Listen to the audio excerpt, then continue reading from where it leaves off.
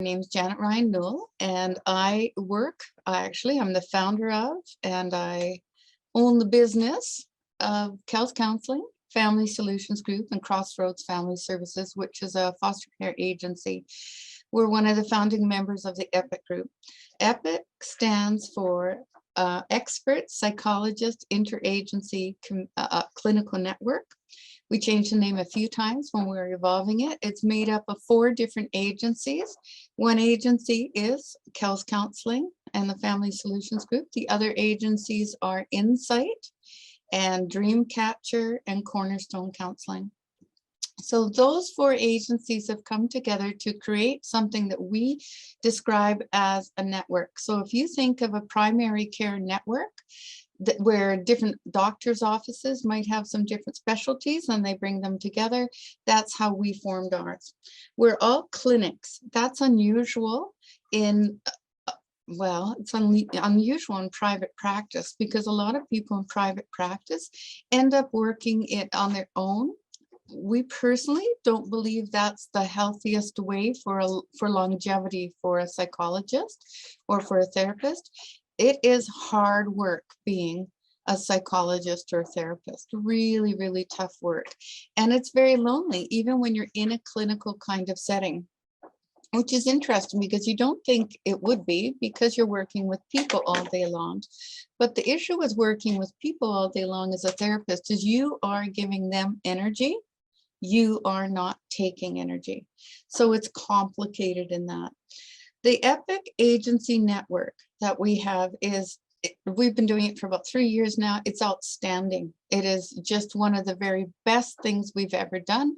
We've brought all of us together, all of our strengths. We work really well together.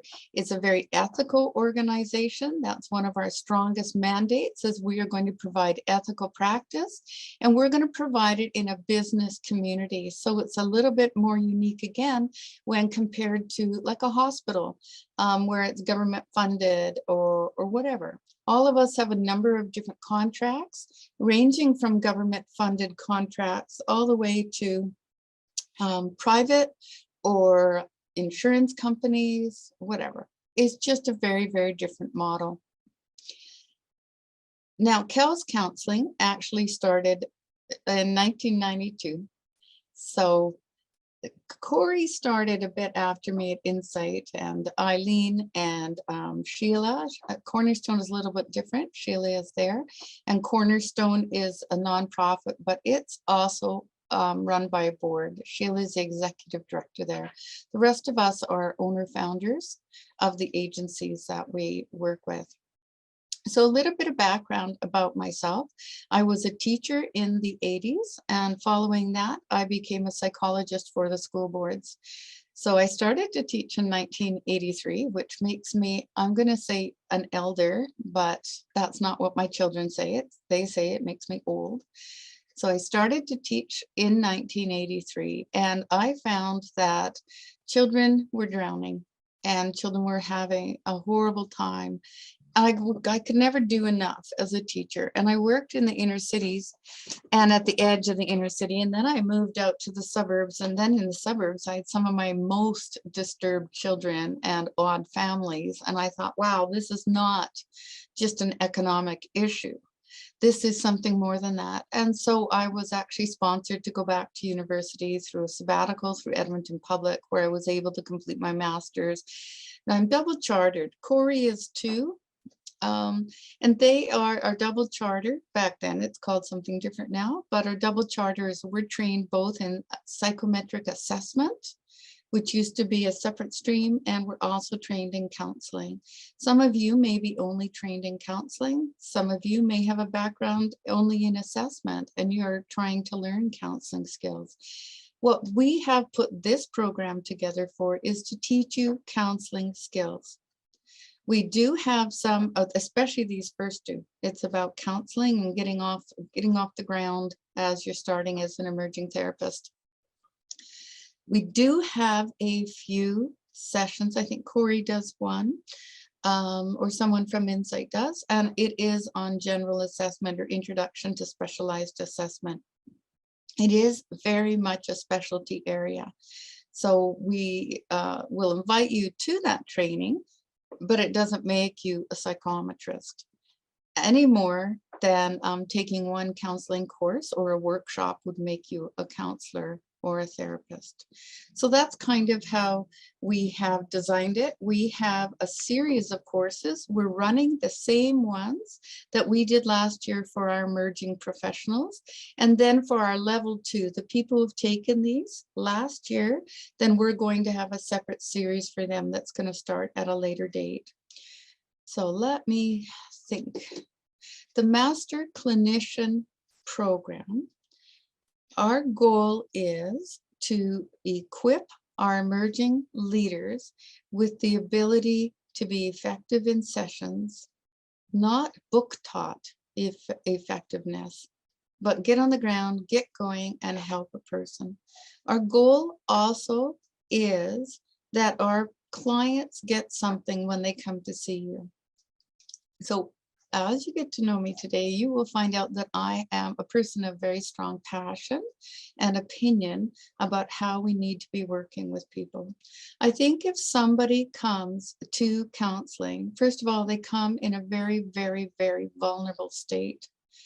And when they come in a vulnerable state, they are relying on you for a number of different things. We were talking just yesterday in a group with my psychometrist and actually some of our marketing people, and we're talking about what people are afraid of when they come. Well, they are afraid that you're going to judge them. And they're afraid you're going to tell them they're crazy. And they are afraid that you're going to think they're stupid. And they're afraid that you're not going to like them. And they are afraid, and they're investing money, and they don't know if it's going to work.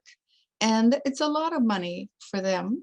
If they have benefit plans, great. But if they don't, or even if they do have benefit plans, depending how it is, it's not going to be an easy process for them. Now, so our goal is, as psychologists, to bring forward people or bring forward a community or society that understands that it is essential for mental health to be treated in the same way as psychological or medical health would be treated. Currently almost 60%, it's probably higher than that right now in our particular pandemic season, but a significant percentage of people who go to their medical doctors are going actually for a psychosocial reason. They're not actually going for a pure illness or medically related illness reason. And doctors are not equipped to do the kind of work that we do. They're not trained in it. They're not supposed to be trained in it. We would like them to be aware of it and knowledgeable. We'd like them to be sensitive and be able to refer, but mental health has been downplayed forever. Mental health, I think, is downplayed, and psychological wellness is downplayed because it makes other people uncomfortable. That's the reason. It makes doctors uncomfortable. It makes lawyers uncomfortable. I do a little bit more about me. I'm a forensic psychologist as well. I do a lot of work with lawyers, and I enjoy it a lot. And I've been an expert witness before the court since 1994. And I was talking to a young man who had gone to see a lawyer, and the young man is in a very conflictual divorce right now. He's in his 30s, and he was emotional in his lawyer's office, and his lawyer said, "Oh, you got to understand, I don't care how you feel." I don't care. He said, "You don't even want me to care because I'm supposed to be your lawyer. If you've got lots of emotions, you got to go somewhere else." He's a good lawyer. We work with over 30 lawyers in our age, like associated with our agency, and they care, but they don't want to deal with emotions or the complications of emotions. It actually slows them down and interferes with their job. So we want to equip the Epic Agency Network. We want to equip our emerging therapists with the ability to be useful when somebody comes to you. Useful, appropriate, respectful, Every time somebody comes to therapy, we want them to go away with a certain number of things. They're very baseline things. One is, please make sure they feel respected. You have to be able to create an emotional engagement. Now, you understand, you've been taught forever, establish rapport. Well, what is rapport? Rapport is a kind of connection. It's an emotional connection. It is based on safety. Healthy rapport is based on safety. So if you can't establish a safe place in your office or wherever you're seeing the person, then you've stumbled at the gate and you're not getting out on the right foot at all. The other thing that I want to have people able to do as they are beginning as therapists, I want them to be able to give the person a step or a tool that they can use, some strategy that they're going to go away with, that they can use to make their life a little easier as of that one day. So getting to know all of our beginning basic tools is another goal of this series. Other thing that you need to be able to do for our clients is you need to provide them with hope. You need to see a little farther than they can see, because they're there because they're stuck. They are there because they're not sure if the next step is the best step, or if there is a next step, or what the step should be. They're there because they're in a situation of overwhelm or stuckness. Our job is to facilitate them growing forward from that. So ethics and professional practice. This is a very important part for all of you right now. Any emerging practitioner, you're just a baby, you're just learning, you're just starting out. You must practice under proper supervision. You're doing it for your own safety, you're doing it for the client's safety, you're doing it for the agency's safety, you're doing it for everybody's safety.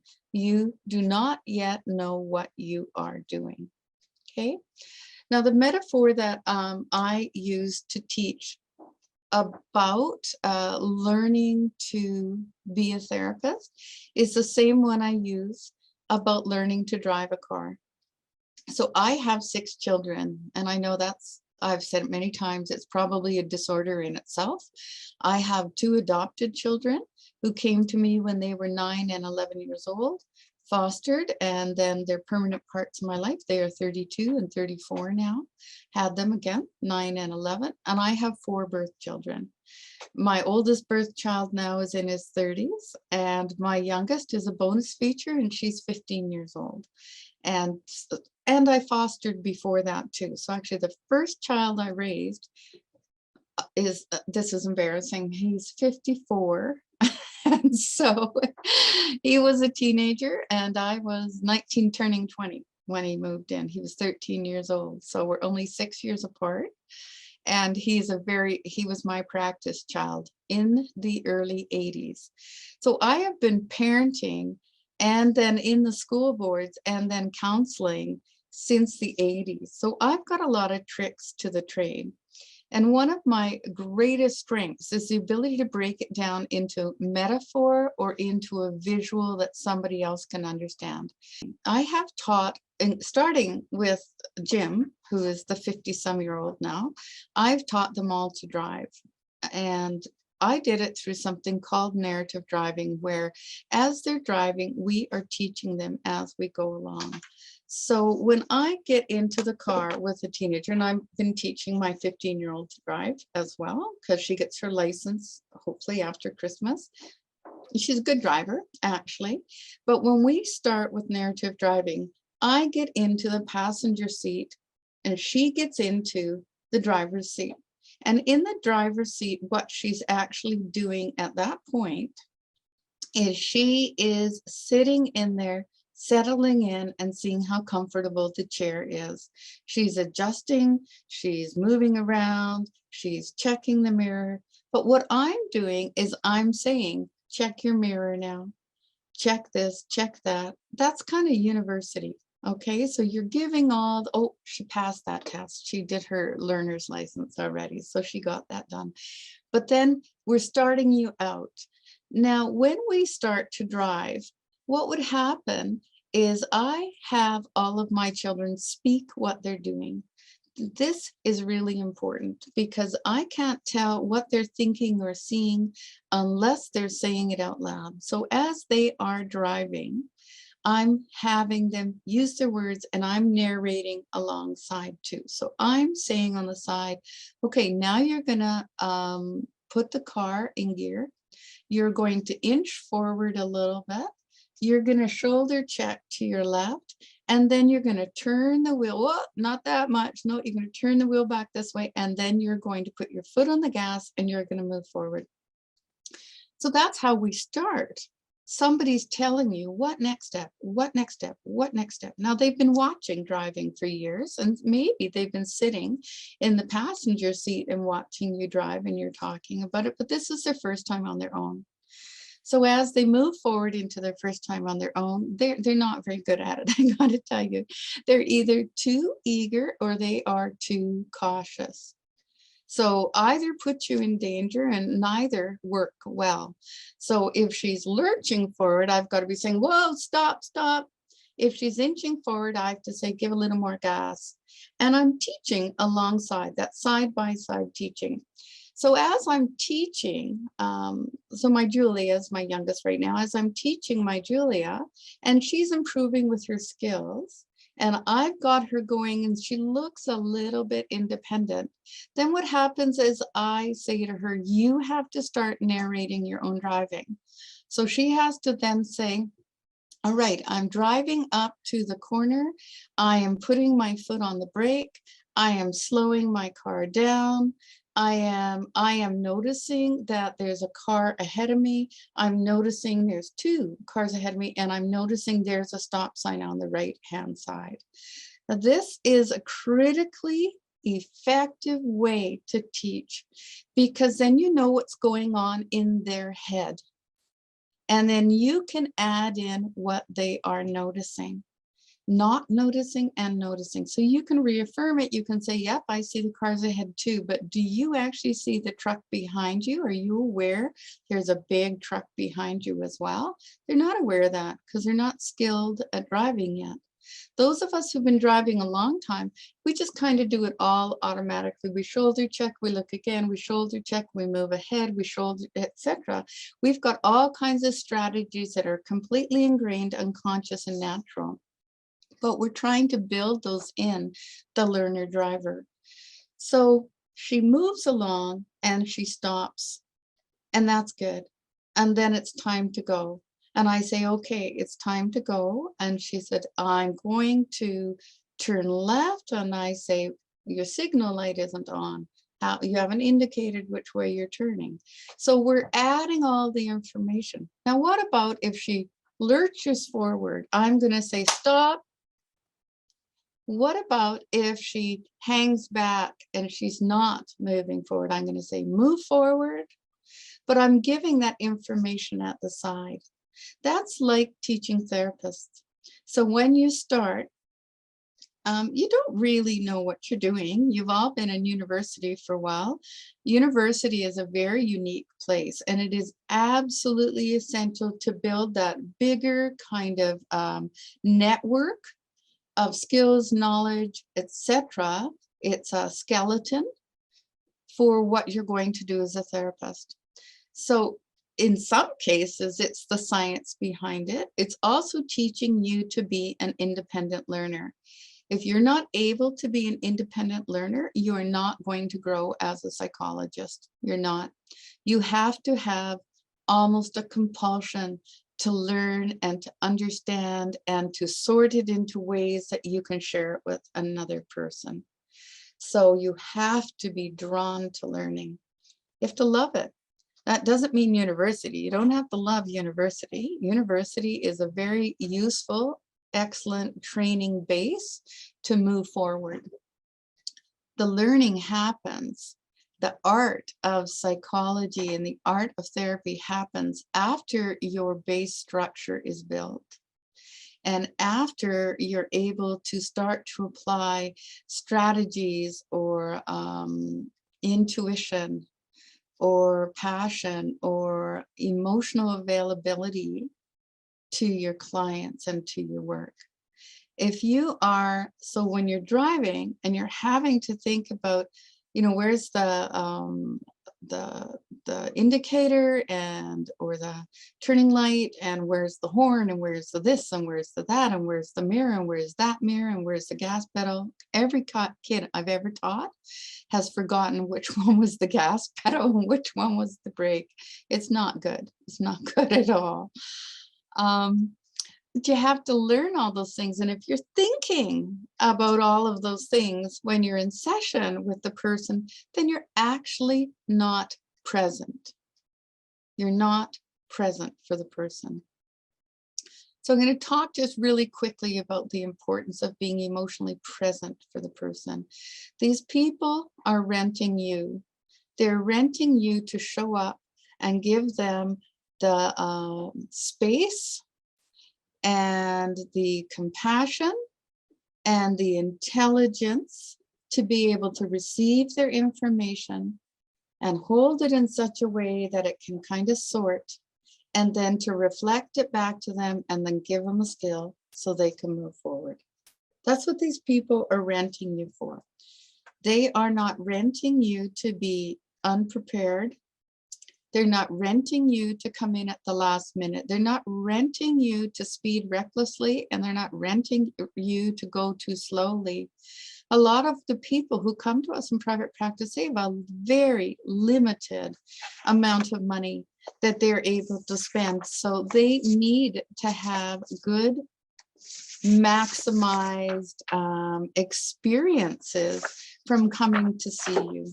They really, really do. And that's one of the key reasons why we put together this program. We want to create a program where we are building master clinicians, not just people who've been educated at university, not just people who worked without supports or don't have those next steps of strategies and ideas and the art of counseling. Okay, so that's the passion behind this. I've introduced myself a little bit to you. The other things that I will introduce, any stories I tell today, they are all stories that are very good therapeutic stories that are used to teach a point. Background to EPIC, I've already touched on. Participant introductions, we're going to do in a second.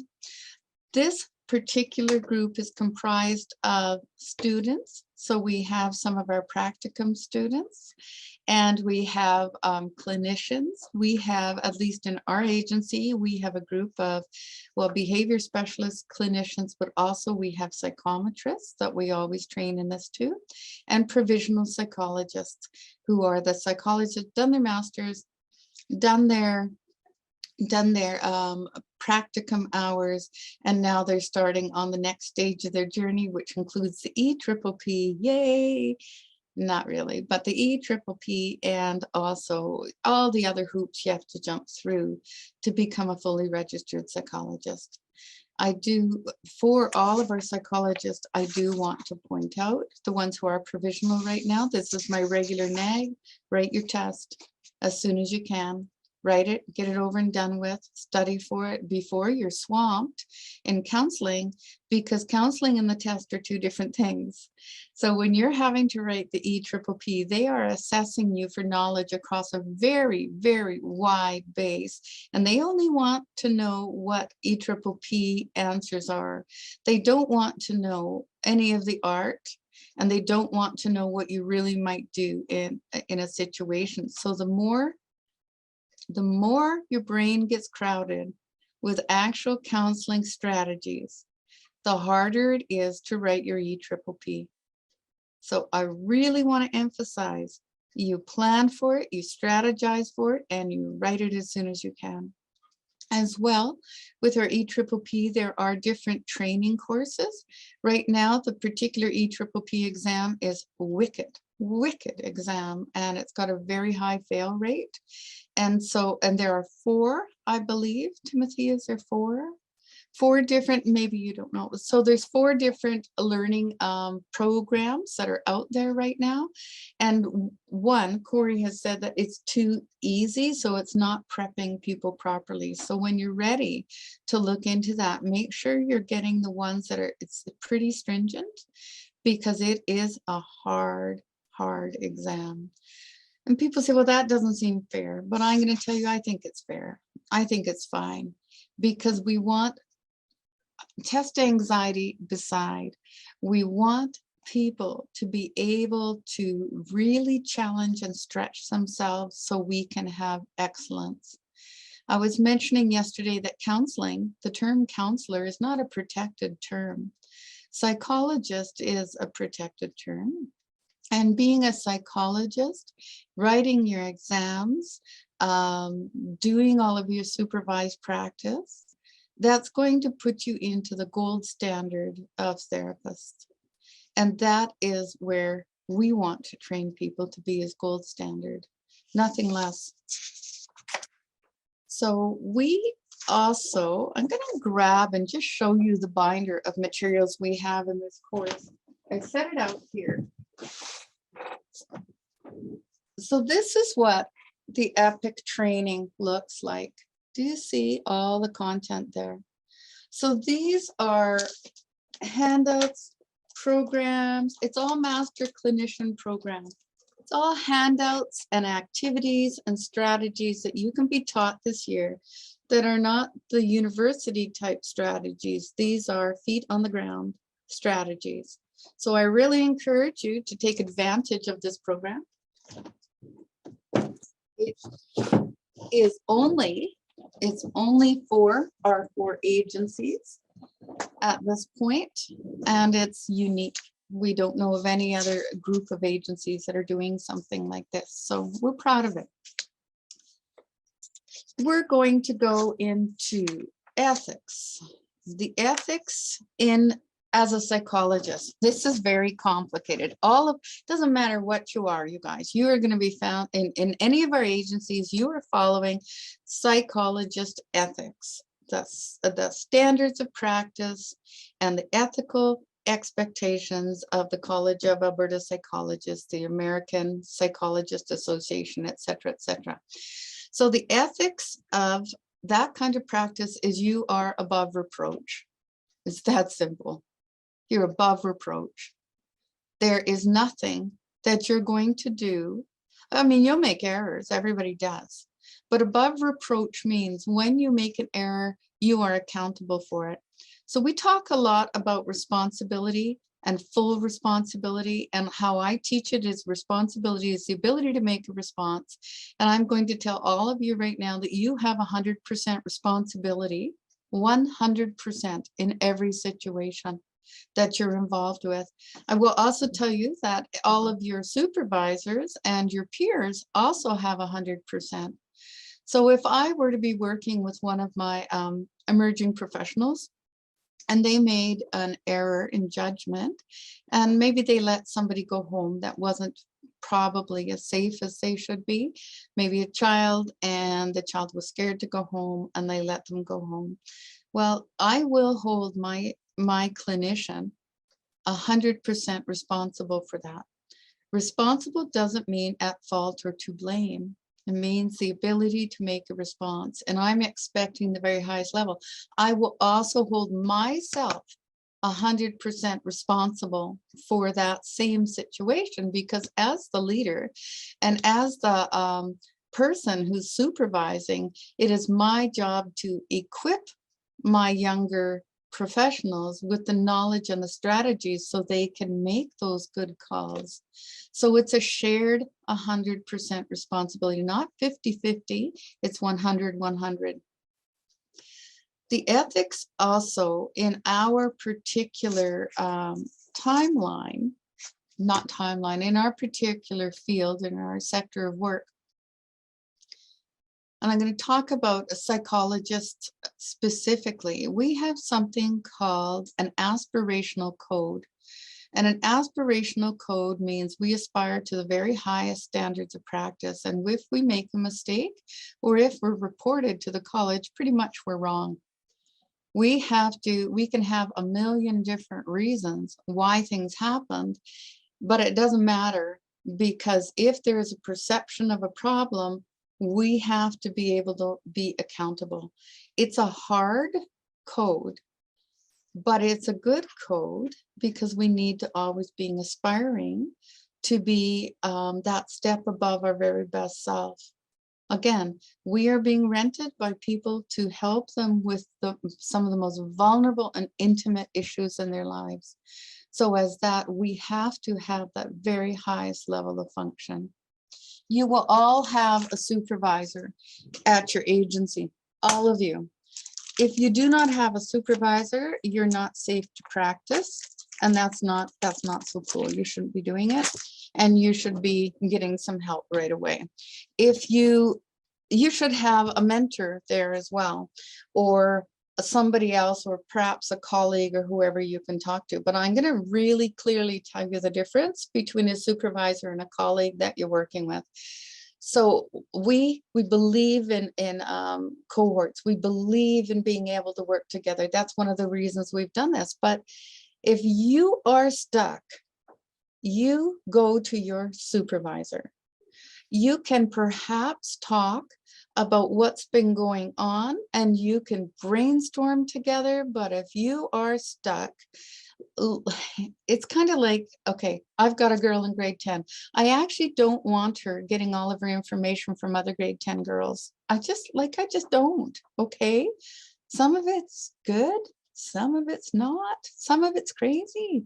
So do not get your guidance. You can bounce things off. You can say, I learned this here, or my supervisor said, and that's terrific. But you must go to your supervisor. If your supervisor is not available, you need to be taking it up the next level. So we had a situation here the other day with an outstanding professional, just outstanding, but very first time that she'd ever actually gotten a note indicating there was imminent suicide risk, imminent. It was like, here's all my goodbyes to everybody, and could you just pass them on for me? And emailed the psychologist this. Well, this poor psychologist just was going, oh my goodness, what do I do? She was very stressed. She was very traumatized. She wasn't sure. She worried all night, but she didn't call her supervisor. One of my psych assistants kind of caught it in passing, and then and this is an outstanding therapist, outstanding, very, very gifted, but first time in this situation. So she said, oh, no, that isn't something you wait for supervision on Thursday for. This is Tuesday. You go talk to Janet, or you go talk to Kara, or you go talk to Lauren, or whoever it is around here, but that one does not wait. There is no waiting on that. So you have to also know your timeliness about things. You have to know that some things are urgent and critical. If you cannot get your supervisor, you find another one. The other thing is, when you're looking around for supports, none of the other people who are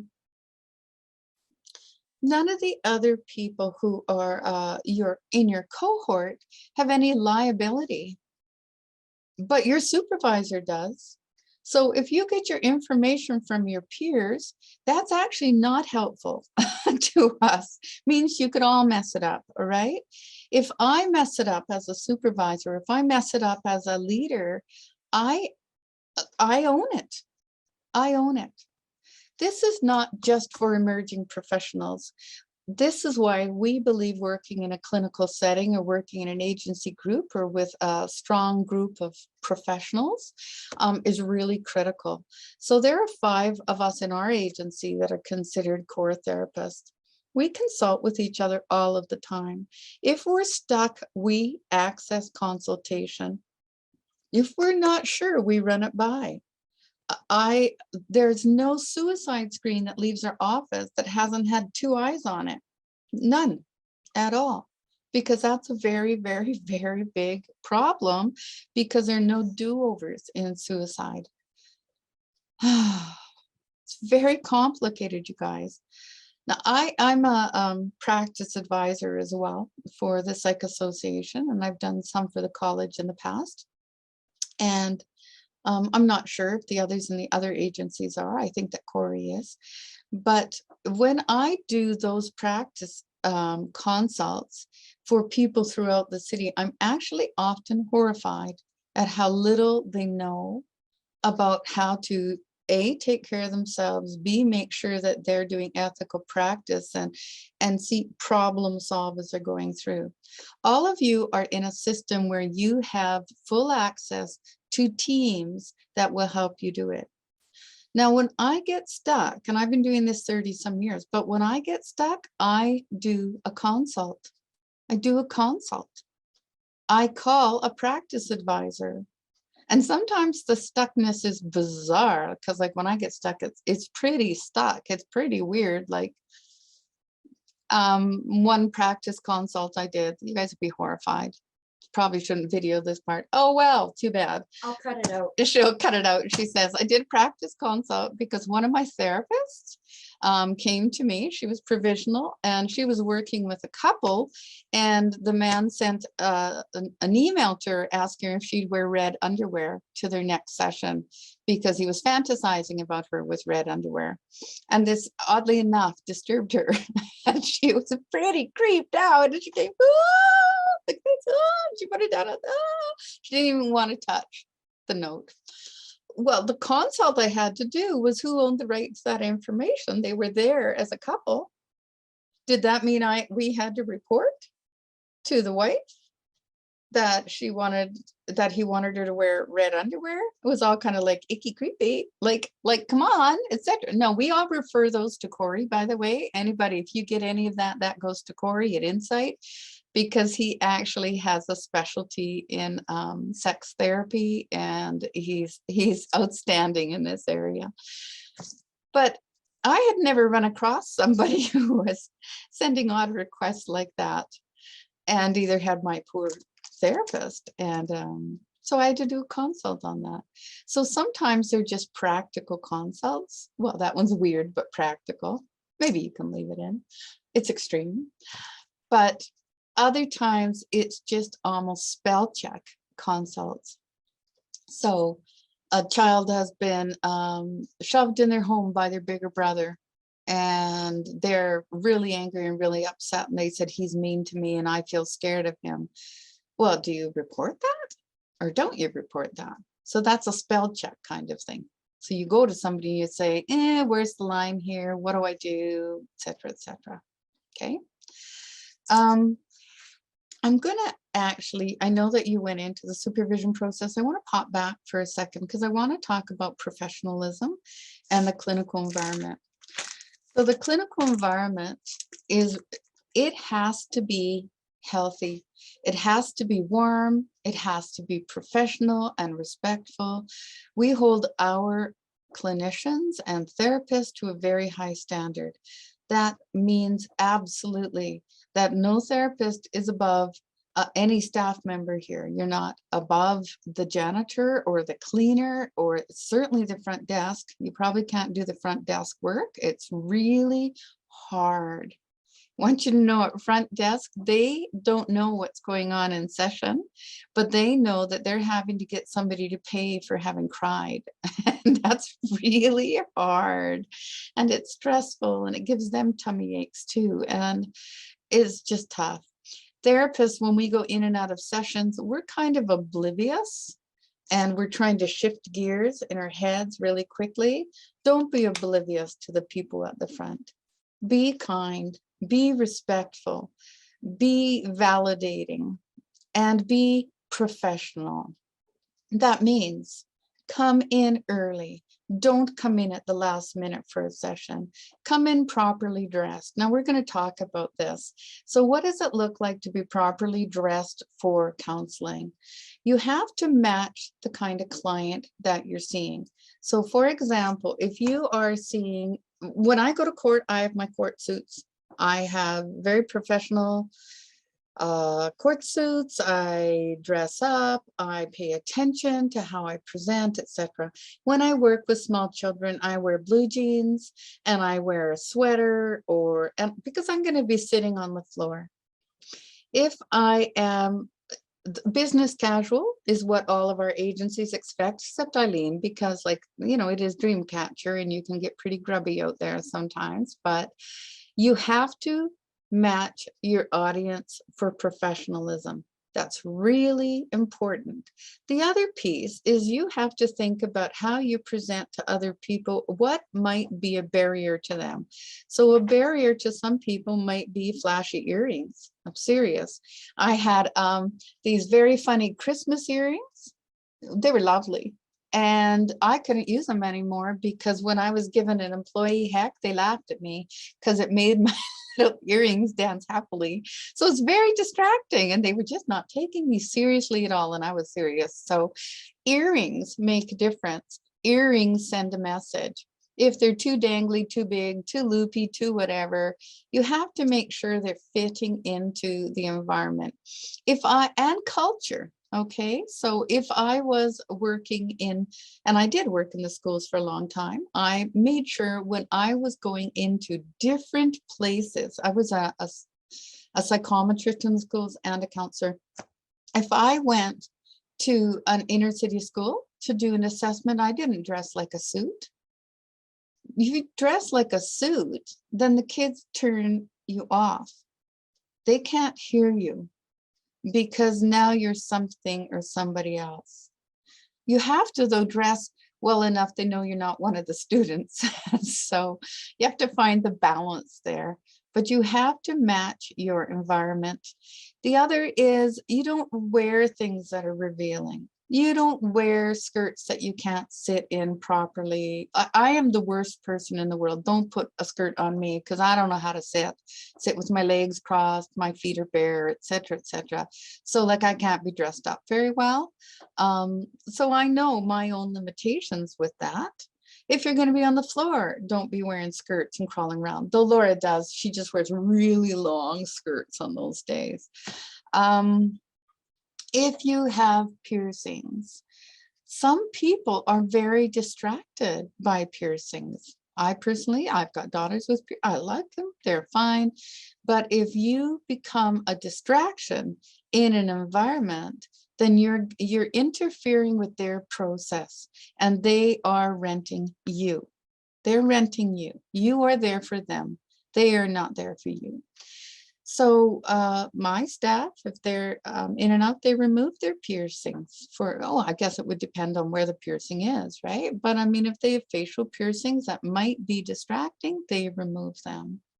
If you have tattoos, cover them up and tuck them away within reason, etc., etc. So just be really mindful how you present. So many clients,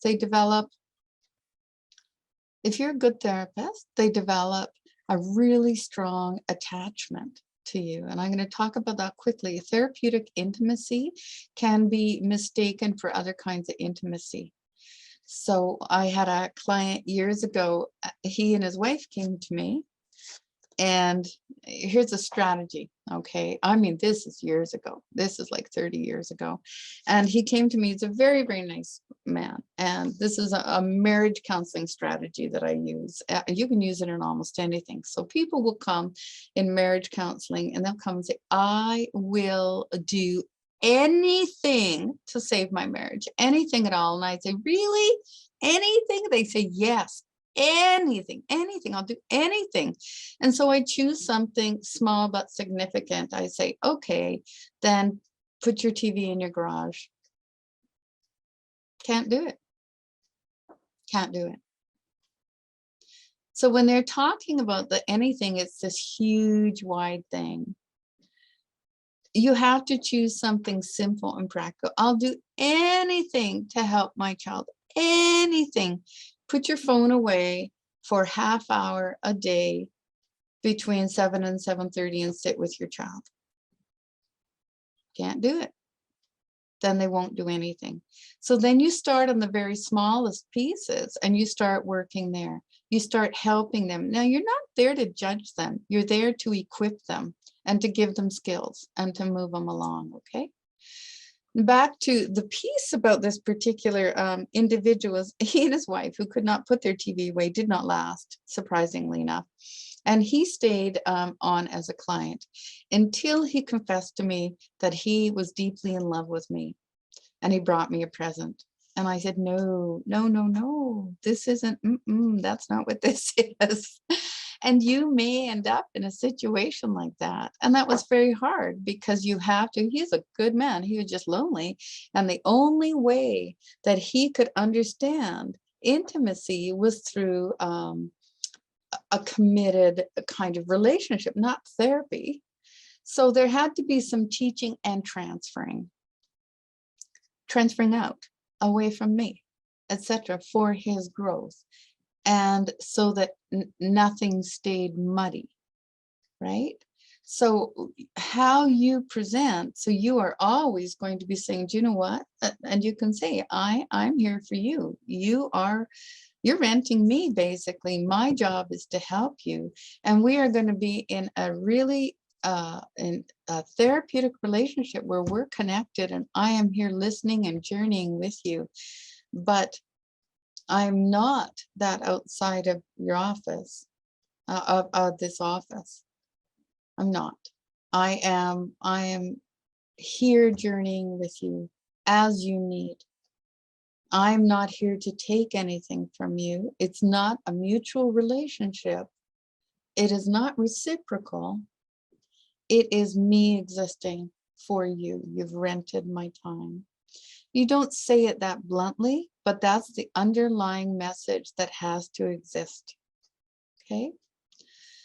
Clinical environment. I just put a sign up in my kitchen that says, stop sink strainer abuse, because people do not clean the trap at the bottom of the sink. It's gross, you guys. Pick up after yourself, clean up after yourself. If you go into a play therapy room, you make sure it's sparkling when you go in there, and you make sure it's sparkling when you go out. You take responsibility for your stuff. You do not leave a mess for someone else to clean up. You don't. That's how it is. That's professionalism, okay? Clinical environment doesn't just include how tidy things are. It's the tone that you bring in. So again, my front desk, anybody's front desk, you treat them with absolute respect. If they behave poorly towards you, you report, not around, you report up. So I'm going to teach you a definition, the difference between gossip and information. Gossip is something that causes, you're sharing with somebody else that causes somebody to think negatively about the other person, and they don't have a role in the other person's life. So you're basically maligning them subtly or not subtly. Sharing information, relevant information about something negative should always go up. Always. Then again, sharing information that's positive about somebody is team building, if it's an appropriate thing. So I have 8 grandchildren, you guys. I have a new grandchild, and he's a few weeks old, and he's just outstanding. So me having my grandson, that's really exciting to me. People have to see pictures of my oldest grandson with my youngest grandson, etc., etc. It's exciting. I don't care if you say, oh, Janet's got a new grandson. That's just great, because if you get near to me, you'll probably see a picture anyway. So many pictures. I love pictures. So something that's positive, or something that's funny, something that's building up, you can share that. That's not gossip. That's not gossip. But you may not be speaking about other people unkindly around you. If you have a concern about somebody, it goes up to your supervisor. If your supervisor doesn't deal with it and it's still a concern, it goes up another level. And who's responsible for this? You are. You are responsible, 100% responsible. It's like any reporting duties. If you have a problem, you have to solve it. I don't mean you have to fix it all. By solving it, I mean you have to take the responsibility to keep bringing it forward until it's solved. Okay? Really important. Again, timeliness, you're causing a very big problem for front desk if you're not timely, because you'll have an agitated, you bring in fluffy energy, you bring in that kind of energy, etc. That's not how a client needs to start. That's not how you need to start. And that's not how our front area needs to feel. Okay. Merit and infraction. Now, we didn't actually go ahead with this process, but I still want to talk about merits and infractions. So if you do something that's great, we want to be able to tell you that's great and that's fabulous. And I think we're geared a little bit more to being really positive if we're in this field. So if I see something I like, I mean, I have some really outstanding staff here. And I am very free with telling them that I really like a task they did for me, or how things were organized, or just their dedication, or how much I can count on them. It's fabulous. And I'm really free with that. We need to be in a professional practice. And this is for you guys more because you're emerging. Okay. We need to also be relatively free with our correction, because go back to that a driving metaphor. If you're not driving carefully enough, if you're not noticing what's going on, if you're not able to move forward in a safe way or in a respectful way, let's think of somebody who's driving just very erratically, or somebody who's driving too far over into the middle, or somebody who beeps their horn unnecessarily, something like that. They need correction. Correction or critiquing doesn't have to be negative. So when something is done that is not okay, there people, all of us, we're going to be talking to you directly and saying that is not okay.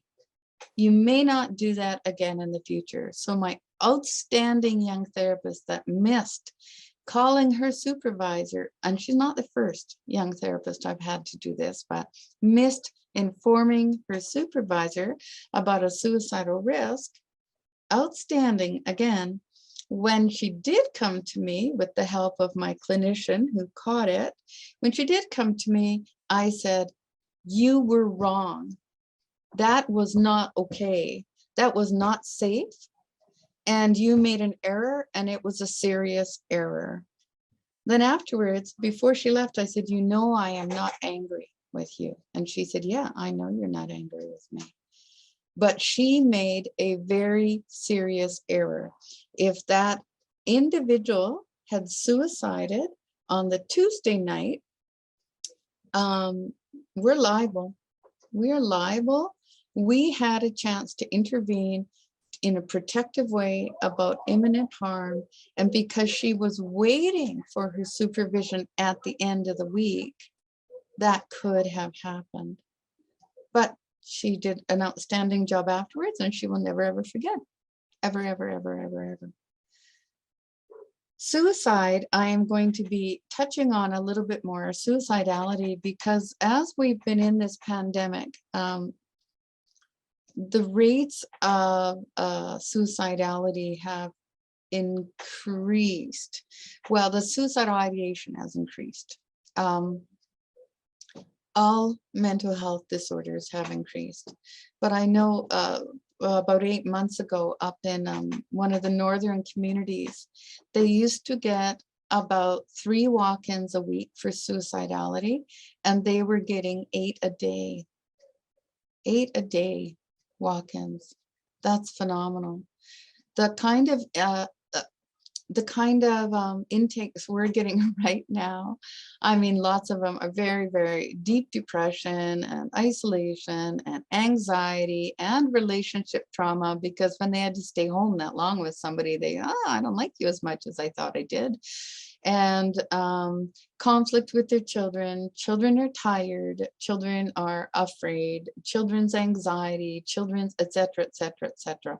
But we're getting, there has been across all of our agency groups a 30% increase in referrals or intakes. It's moved way up. It's like the bulge of mental health issues that were there before are now bumped up even higher from kind of the global stress that we've been under. In all of our agencies, again, we have both informal and formal supervision. So you will have been assigned a supervisor, like Kara is one of our supervisors. So Anna, who's your supervisor? Lauren? Alyssa. Yeah.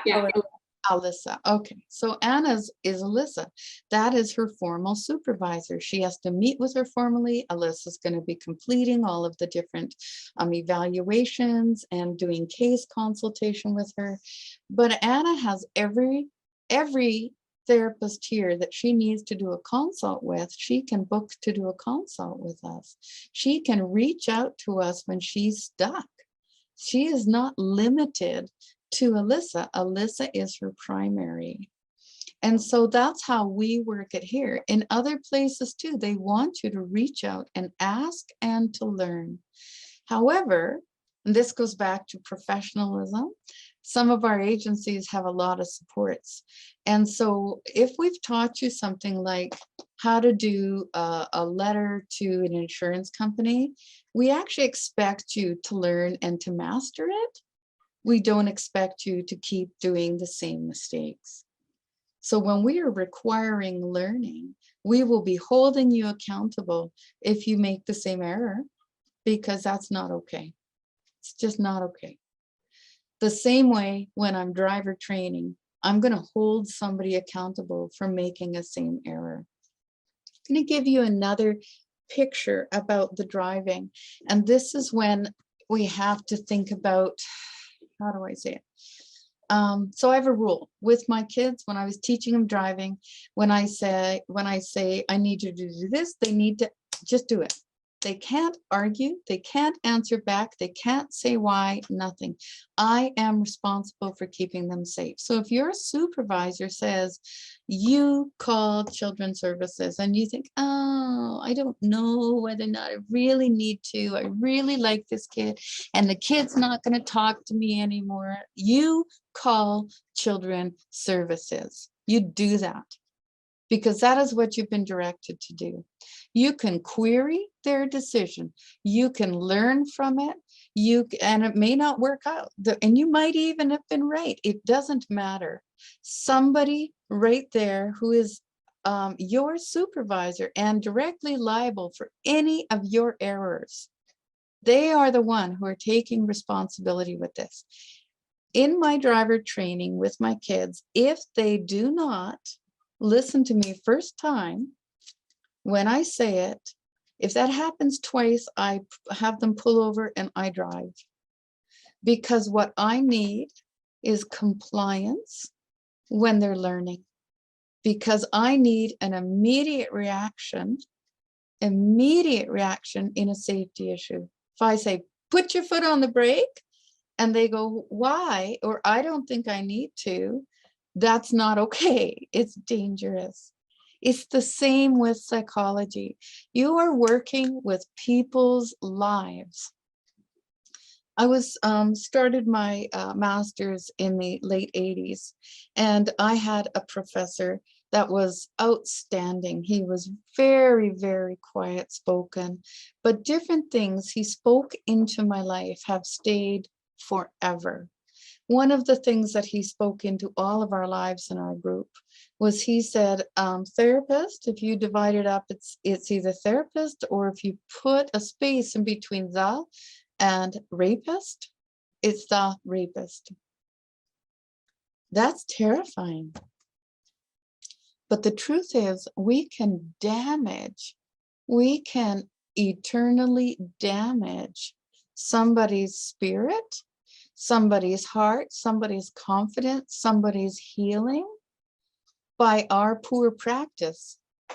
It is no joke. You are dealing with the most vulnerable elements of a human being. And they are coming to you and they are opening it up in front of you, again, with hopes that you're not going to hurt their feelings. You're not going to tell them they're stupid. You're not going to tell them they're crazy. You're not going to make them feel ashamed of themselves. You're not going to make them feel like flawed, horrible human beings. You're going to be able to give them some energy that is going to help them get up and move forward, or some ideas. And if you do that poorly, you can damage them. Some will never come back. You might be their first and only attempt. So if you're going to err on a particular side, you err on the side of respect. I've worked in practice notes and parenting assessments for almost 30 years as well. So children who've had been removed from their parents, and I've worked with the parents, and I've done assessments with the parents, done assessments with the kids, gone to, I write directly for judges, etc. 99% of the people that I work with feel better after having worked with me, even if I said their kid should not go back to them. They feel better because they feel like I get why they're stuck or why they're struggling. Anyone who's been a therapist for a while, we have some really outrageously funny stories. One, I was in court and I had recommended a child be removed from a gentleman. And he said to me, he was very angry to begin with. And he was in the waiting room and he was saying, I'm here to see some stupid psychologist who thinks she can tell me how to parent, etc., etc. So when I said, hey, here I am, I'm the stupid psychologist, let's go in.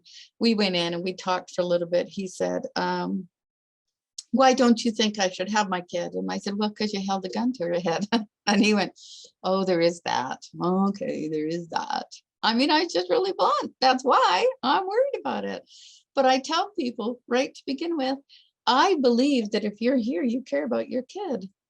I believe you care about your kid. Now, how do we figure this out? Now, he also, when I went to court regarding this one, and he did understand why I couldn't recommend it, and he cared about his kid. We talked about different ways that he could enrich that child's life without being there. I went to court and I saw him there, and I was so proud of him for showing up until I noticed the handcuffs, and then I thought, oh, okay, he's actually not here willingly. But I went over and I spoke to him, and he said, you were right. He said, I'm not healthy to be around my kid. He said, but I really want them to do well. He smiled when he saw me, you guys. Now, I have not been successful with 100% of my clients smiling at me after I've been in a high conflict situation like that. But by and large, that should be your goal, is that they respect what you're saying, that they feel respected by you, even if you're being direct and tough. Even if you're being direct and tough. You have to develop your skill set to be able to do that, though, right? When in doubt, you have to consult. When in doubt, little doubt, big doubt, whatever, consult. Do not make decisions on your own if you have any doubt about what you're doing. Don't be worried about doing spell check because it's really important. Agency specific paperwork, good luck with that. I don't even know all that stuff, but you're going to be doing it. Paperwork and file management, it is 100% your responsibility to keep those notes up to date. If I have to step into the situation and take over what you've been doing, I need to know what you've been doing. If your files are called to court, I need to be able to understand what you've been doing. Now there is an art to note taking. You do not write down your guesses. You do not write across maybe a narcissist and things like that. Number one, you're not a diagnostician, you're a baby. You are learning these things. Do not diagnose. That is not your job. If somebody says, I'm married to a narcissist, then you can think she's married to somebody who's being a jerk. right now. Narcissism is the flavor of the day term for anybody in conflict with somebody else. Well, I think he's a narcissist. There's a difference between a narcissist and a person who has narcissistic behaviors. One is a personality disorder. It's a different brain function. One is a really bad set of selfish and immature behaviors. I think most people can recognize there's a difference between state and trait.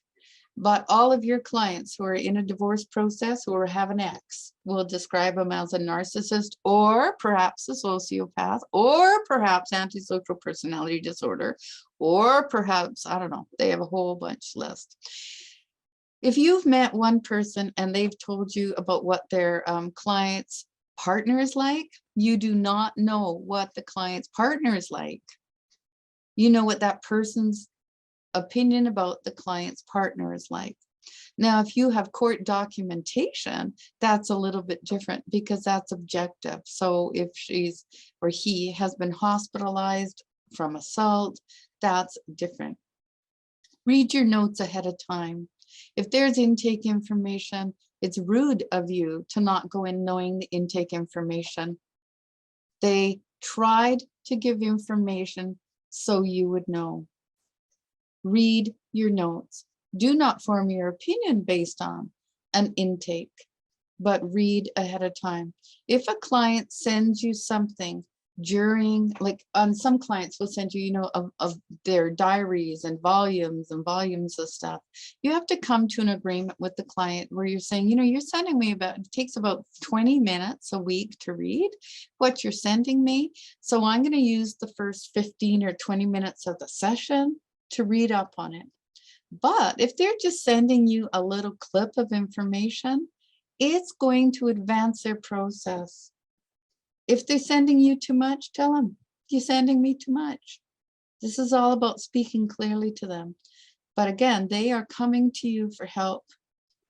So you're to help them, but they are not to swallow up your life outside of it. One of the things that I often have to tell emerging therapists too is there's a difference between a friendship and a caseload. So what you're going to do is you're an emerging therapist, you are going to find that some of the people that you thought were friends are more actually like clients. In fact, they're just coming to you and there's not a really strong reciprocity in your friendship life. You're going to have to watch that because once you start working with clients, it's going to feel more like their client, your friend that only needs you and doesn't actually bring anything reciprocal into your life. Okay, so you're going to run out of your therapeutic energy for the extra, the friendship or what you would have seen as a friend in the past. Be mindful of that. You need real friends outside, not caseloads outside, right? Procedures, our procedures, whether or not you understand them in any of our agencies, exist for a reason, and it's so they do not inconvenience somebody else. So somebody in my accounting department is not less important than an emerging professional. So if somebody who closes files is not less important than an emerging professional, sign your notes, sign your paperwork, dot your I's and cross your T's, because if you don't do that, you've increased the work for someone else, and that's not respectful, and we require respect. Again, the therapeutic process, we've talked about this, the critical messages to deliver. We have to establish rapport and we have to validate. If they do not feel like they are respected for their efforts, remember the guy with the gun in his kid's head? I validated the fact that I thought he must love his kid. I mean, I personally wouldn't want to be loved like he loved his kid, okay? But I had to validate and join with him in such a way that I said, I know you showed up here because you actually do care about your kid. He ended up telling me about his grandma who'd helped raise him and how much she loved him and how he had wanted to be a parent like his grandma. He had capacity for love in there, and it was very distorted by his unwellness and his issues. But I joined with the love And I validated that, and I brought him up to a higher standard by being able to join. Hope, we have to give them hope. If we don't give them hope, if they feel worse, and I don't mean that because you have a therapy hangover after you've been in therapy, you just, oh my gosh, that was hard. Ugh. But if you don't feel a little advanced or connected, then now it can be when the time is, so your hope, your instilling of hope can take place over a longer period of time. It doesn't have to be every session unless they need it every session. It can be that you're working towards a plan and you're instilling a confidence in them because you're confident they can do it. And then you need to give them strategies. So what we're going to do right now is we're going to take a bit of a break. We've got 10 minutes. They want me to give you 15, but I don't want to. So 10 minutes and back you come. All right.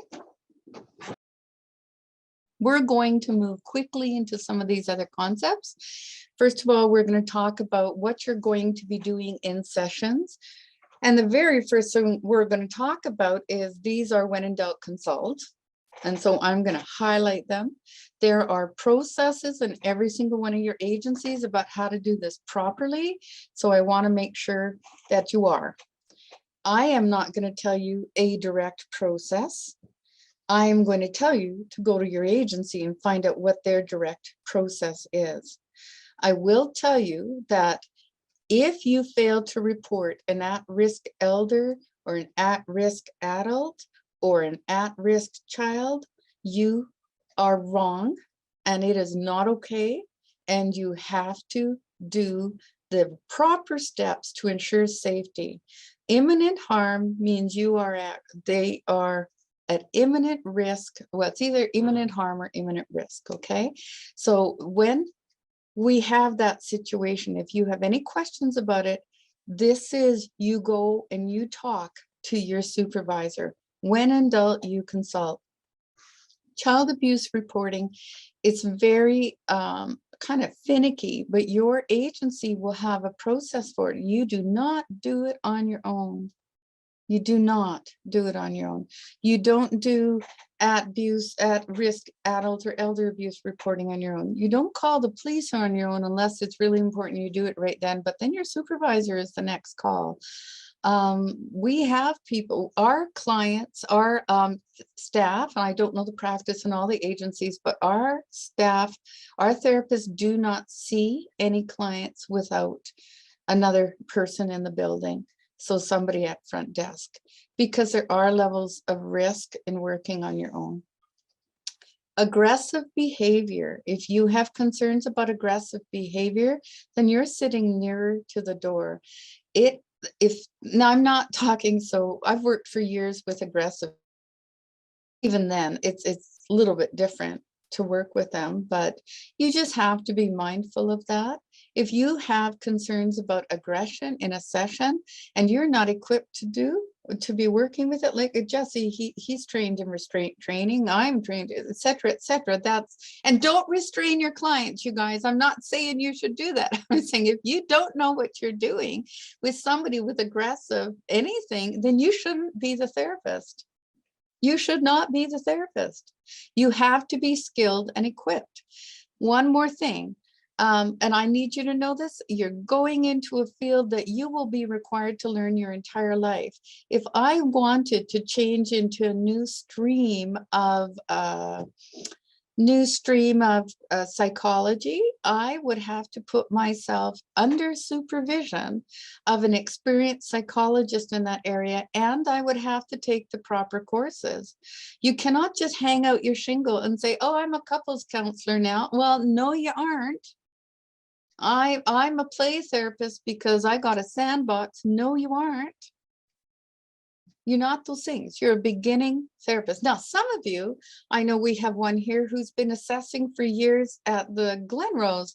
Guess what? She's a psychometrist. She gets to say that, but not somebody who's just learning a test. So you have to have competence. Right now, you're driving with somebody else because you need to build your competence. Okay. Fire emergencies, you need to know where you have to.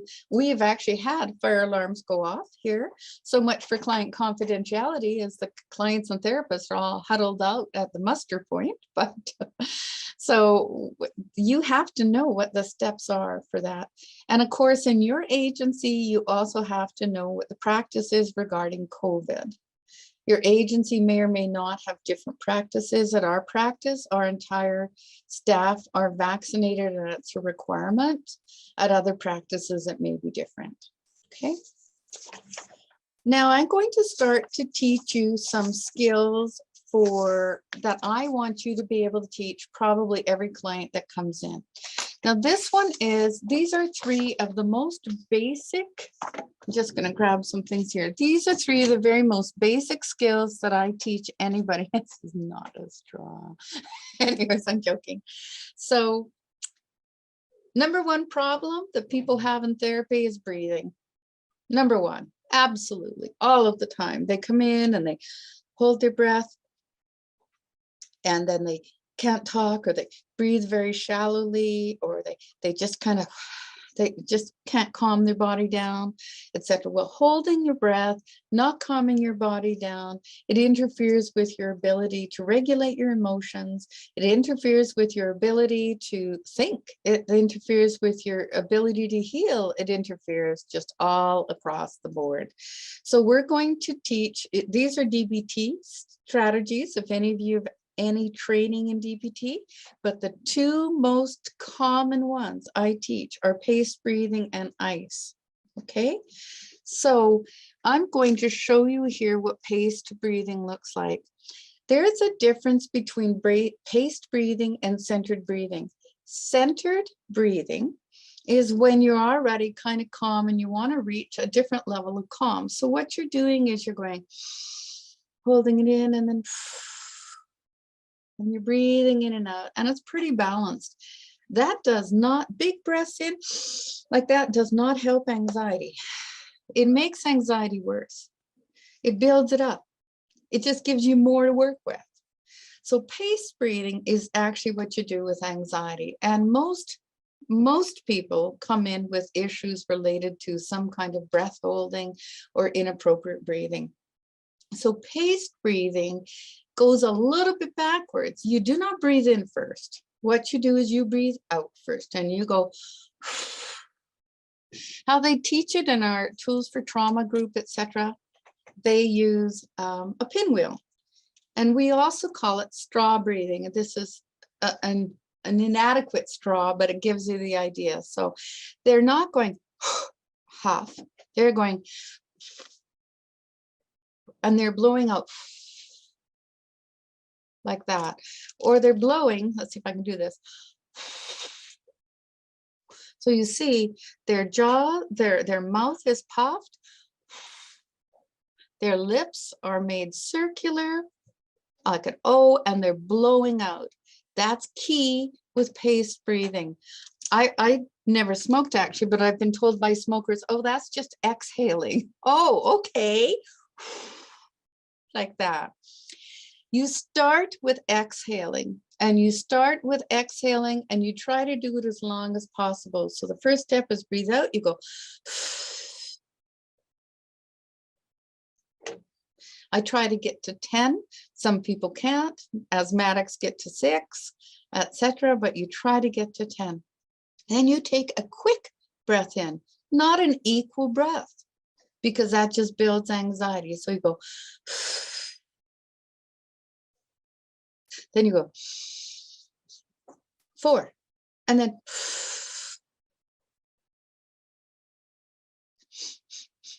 4 in your head. So it's 10, 4, 10, 4, 10, 4, or it might be 8, 3, or it might be 2, 6.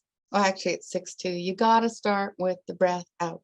So when you're teaching this to kids, or you're teaching it to somebody else, you're saying breathe out first. You got to get all the anxiety out, all the stress out. And then out again.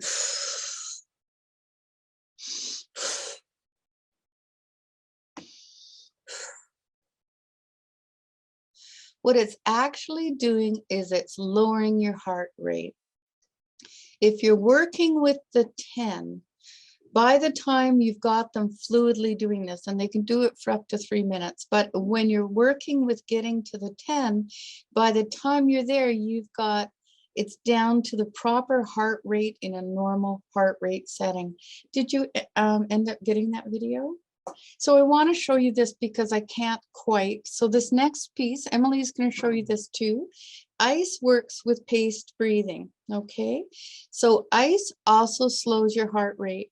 So with little kids in my classroom, I worked with BD kids, behavior disordered kids. I was not just the behavior disordered teacher, though I could act like that too. I worked with kids that were like that. Tip, that was the first one there. It's temperature regulation. We have to change the temperature in our body and it calms our body down. So if somebody comes in and they're having a hard time regulating their breathing, regulating their calmness, and they're very anxious, we use these two simple tools. We use ice or we use wet cloths. Ice, when you put it underneath your eyes, I'm going to show you this video about what it can do. When you tuck a cold frozen thing on your bottom eyelid, it stimulates something called the mammalian dive reflex. So when our face, something on our face hits cold water, it makes our heart go poom, poom, poom, and it slows it down. It slows it down so much, so quickly, that they will feel calm even if they're trying not to feel calm. So that's what the effect of cold water or ice on your face can do. We also use it on pressure points or pulse points. So after they're calm, we might put it on our neck, or we might put it on our temples, or we might put it on our wrist. Anywhere that's going to be able to re-regulate body temperature. And you can use a wet wrung out cloth and you can put it on the back of their neck and it will slow and calm their body down. You cannot have a calm spirit or a calm psyche or a calm brain if you don't have a calm body. So we start with the physiological. Going to give you one more thing before she goes to this. And my husband has a heart condition. What the cardiologist taught them to do when you have supraventricular tachycardia, which is that racing heartbeat that you can't get down, you go to a sink filled with cold water and you roll up your sleeves and you submerge your forearms. You lean over and you submerge them. You keep it there for 2 minutes. It's really cold, but you're leaning over, you're stimulating vagal nerves, and you're actually also calming your heart rate. And by the time you're done that, your heart, you can use these for anxiety attacks, panic attacks, just discomfort, anxiety, distress, whatever, you can use them.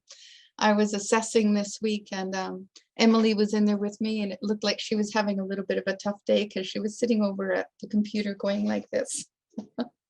My staff walk around with these. Sometimes after a really tough meeting or a tough session, I'll use water or ice just to calm my body down. You can tell your clients this looks weird if you're using it at school, but if you have a bottle of cold water that they freeze in their freezer, nobody thinks twice about somebody with a bottle of water who's just kind of using it on their temples. Okay, watch what happens with this heart rate. Hopefully this is going to work. It'll work, but there won't be audio, but he doesn't say anything anyways. Yes, just watch. This is a 2-minute clip. He's going to submerge his face in ice cold water. You can see what his heart rate is there. Now, it's a little more extreme, right? Submerging your whole face. People with makeup don't like to do that. They're quite resistant. They're also resistant to crying too sometimes because they don't want to smear their makeup. Watch what's happening on the heart monitor.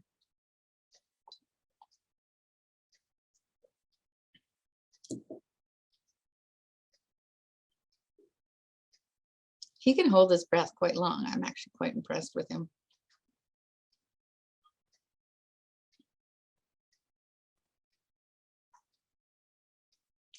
How many of you have heard of this before? Anybody besides people who work with me who hear about it all the time? Any of you ever tried mammalian dive reflex with clients before? No? It is the best, best, best little tool. So those of us who used to teach behavior disordered children, we like this tool. My kids, I'll tell you another cute story. My granddaughter was a bit of a tantumer when she was 3 or 4, and she was going through some tough times. So we would use ice and wet cloths with her. And then as she kind of got older, we have one of those fridges with the bottom part is the freezer. So as she got older, she watched Gordon and I, my husband and I, we were being really a little cranky that day. And she ran to the fridge and she got out ice packs for us. Look at that. Did you see that score? 38 at the end in less than 2 minutes. So you can give them a tool that will change their life, that will help them manage their anxiety, help them manage their breathing, help them manage their heart rate. How easy is that, right? These are the kind of tools that I want emerging therapists to be equipped with. So paced breathing, I say, nope, gotta breathe, gotta breathe. So I worked with somebody who was sent to me from WCB one time. It's fun to have very colorful elastics. See my beautiful elastics because I like color. There we are. And I don't know where I got these, but anyways, colorful elastics, very, very fun.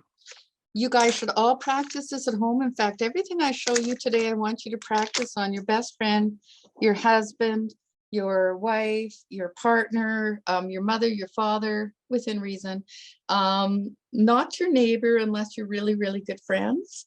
So, but I do want you to practice all of these things. So here's your practice tonight. You are going to use ice to try to lower your heart rate. You're going to put your arms, you're going to submerge them into a cold sink of water and see if that changes your heart rate. And you're going to practice paced breathing. And you're going to put an elastic on your arm and on your wrist, excuse me. And every time you notice your breathing is changing up, you're going to snap your wrist, because snapping your wrist reminds you breathe. After a while, or any habits you want to be changing. So cussing, I'm a horrible cusser. I cuss. I don't cuss around small children. It just doesn't happen. I don't cuss much at home.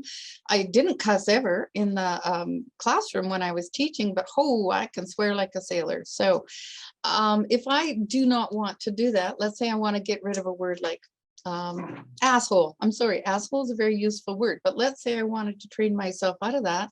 Anytime I said asshole, I would snap myself. And then after a while, anytime I think asshole, my wrist hurts without actually snapping it. It's a great habit changer. And I had clients sitting in the waiting room one time, and they were both wearing elastic bands. One came out and the other one said, "Oh, you're seeing Janet, aren't you?" And they went, "Yes." "How's your wrist?" "It's sore." It's funny. You can give them an elastic band. Say, take it home for a week. Every time you do not breathe, every time you feel anxiety, snap yourself and then go. So you're breaking, your thought stopping. You're stopping the neural pathway that's going one, here, go there, panic, etc. Instead, you're snapping, and then you're going and you're calming your physical body. And after a while, the snap will calm your physical body. And after a while, there's no snap needed. So you're just linking and changing a neural pathway, okay? Tip, some people cannot do cold very well. It's distressing or harmful to them. You can do it with heat. The mammalian dive reflex does not work with heat, okay? But if they're really having a tough time, really tough time, you can get them, it's called shocky tea. So milky tea or tea with cream in it, a little bit of sugar. They use it in any kind of crisis situation, actually, shocky tea, okay? So maybe we could send out that we have a recipe for shocky tea here. And personally, I believe tea cures a great great many things in the world.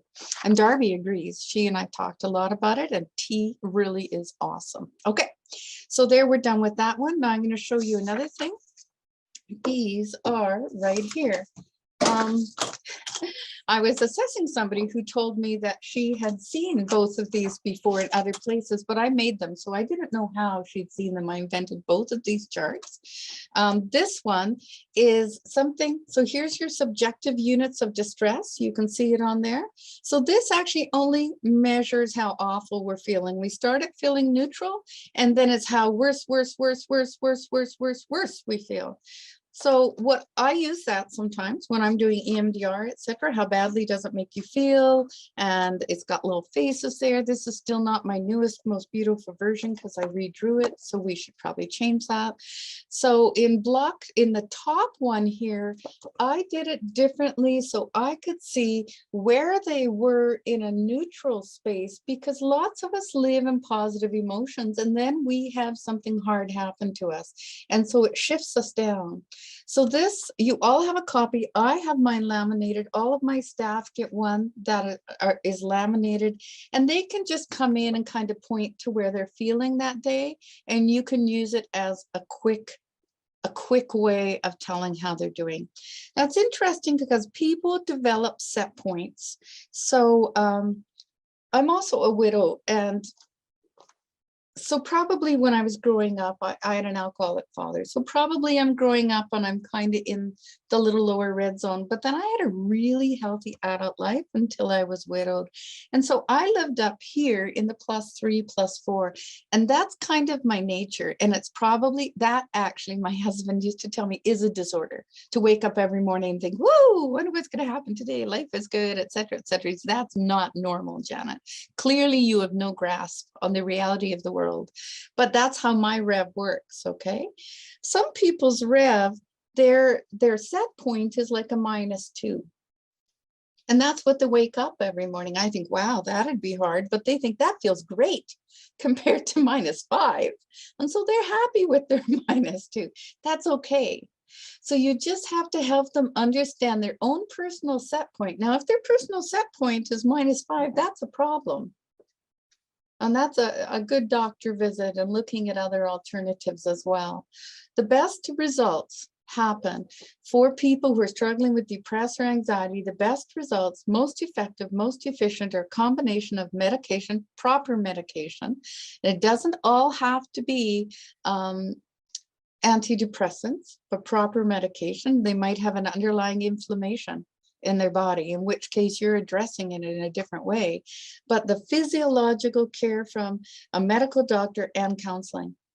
And the counseling is what changes it going forward.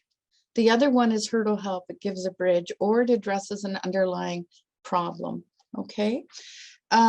Positive emotions, etc. You can show them what kind of their scale is, how far they go back and forth, and you can help them start to think each day to develop an awareness of how they're feeling. So that's used a lot. So intake sessions, I'm going to tell you how we use intake sessions. So in our agencies, I don't know about yours, but in our agency, what we do is our very basic intake is done at the front with our intake people to make sure we're matching somebody. Depending on their level of need, depending on their issue, etc., we want them to go to whoever is the very best fit for them. Depending on their level of need, we want them to go to the very most experienced person. So as students and young professionals, we do try very hard not to overwhelm you, because if we overwhelm you, then we have the problem too, to be really honest. But we want you to be able to develop mastery. Mastery is developed not by submerging somebody in challenges. So there's a learning level that is just kind of, it's not too hard, it's just easy. And then there's a little bit of a challenge level. Then there's a bit more of a stretch. And then there's frustration. If we get people into the frustration level of learning, they're not actually learning, they're only surviving. If you're feeling like it is too overwhelming, you need to be, as therapists, you need to be doing two things. You won't like one of them, but oh well. As a therapist, you need to be communicating really effectively with your supervisor, You need to be getting more skills. And the other thing you need to maybe do is go for therapy. And I know that's expensive, and I know you can't afford it because you've been in university forever. But you are going, if you have a wound inside of you that's being activated by your client, you cannot just push it to the side. You can't do that. You actually have to pay attention to your own wound or to your own vulnerability, because you can't take somebody somewhere else that you haven't been. So to a healing level, you must have healed as well. It doesn't mean we're ever done healing, because we're not. Every day is a new day. Every day's got new trauma. There's actually a Bible verse that says, don't worry about tomorrow. It's got enough trouble of its own. Every day is going to be challenging, but you can live in wellness every day, even with lots of issues, but you have to learn to do that. So when you greet a client, this is, I train teachers too, but when you greet a client, when you greet a child, you make eye contact, you say hello, you smile, you nod at them, you have lots of affirming body language. I see with young professionals sometimes that they're actually trying to be very expert. Don't go there like a suit saying like, here I am the expert. Go there, be approachable, be respectful, kind, and warm, be engaging. Greet them with respect, and then you match, of course, their behavior. But you start out because you set tone. It's your job to set tone, 100% responsibility for that. It is actually not your client's job to set tone. It is yours. Consents, do your consents, or you will have very, very, very unhappy supervisors, front desk people, everybody be very cranky. If you do not have consent, and consent has to be signed by you as well as the client. If you do not have consent, you may not work with them. If they say, I just want to talk, I just want to talk, you say, I am so sorry. I get in such trouble, man, if I don't get these. We had somebody recently call in because we have online things now. They did not have their consent signed. And they said, I'm just giving verbal consent. Well, that's fine-ish. No. If you do not have consent signed, you do not have legal protection to help them and to give them advice and to give them a therapeutic strategy. You don't have that. If you are reported to the college, you are wrong. Do you understand that? It's an aspirational college. You did something wrong. So it's not illegal not to have a consent, and you can take verbal consent, but it's not right. Get your consents signed, okay? I'm exploring presenting issues. So next time we meet, I'm going to go over how to create a treatment plan and different kinds of treatment plans. And I'm going to give you tons of resources on that. And that's actually only in the middle of October, because we're trying to get you started in a positive way and off on the right foot, like I said. But when they come in, what you're going to be doing is exploring a presenting issue, but not 27 of them. You say, can you pick the 2 top things in your head that you need me to understand today? And they might say, I don't know. And you say, okay, that's okay, but I'll listen. And if I hear one of the ones you're wanting to kind of learn or to understand today, I'm going to jot it down as one of your presenting issues. They may also have identified a presenting issue at intake, and almost always it's not the real one.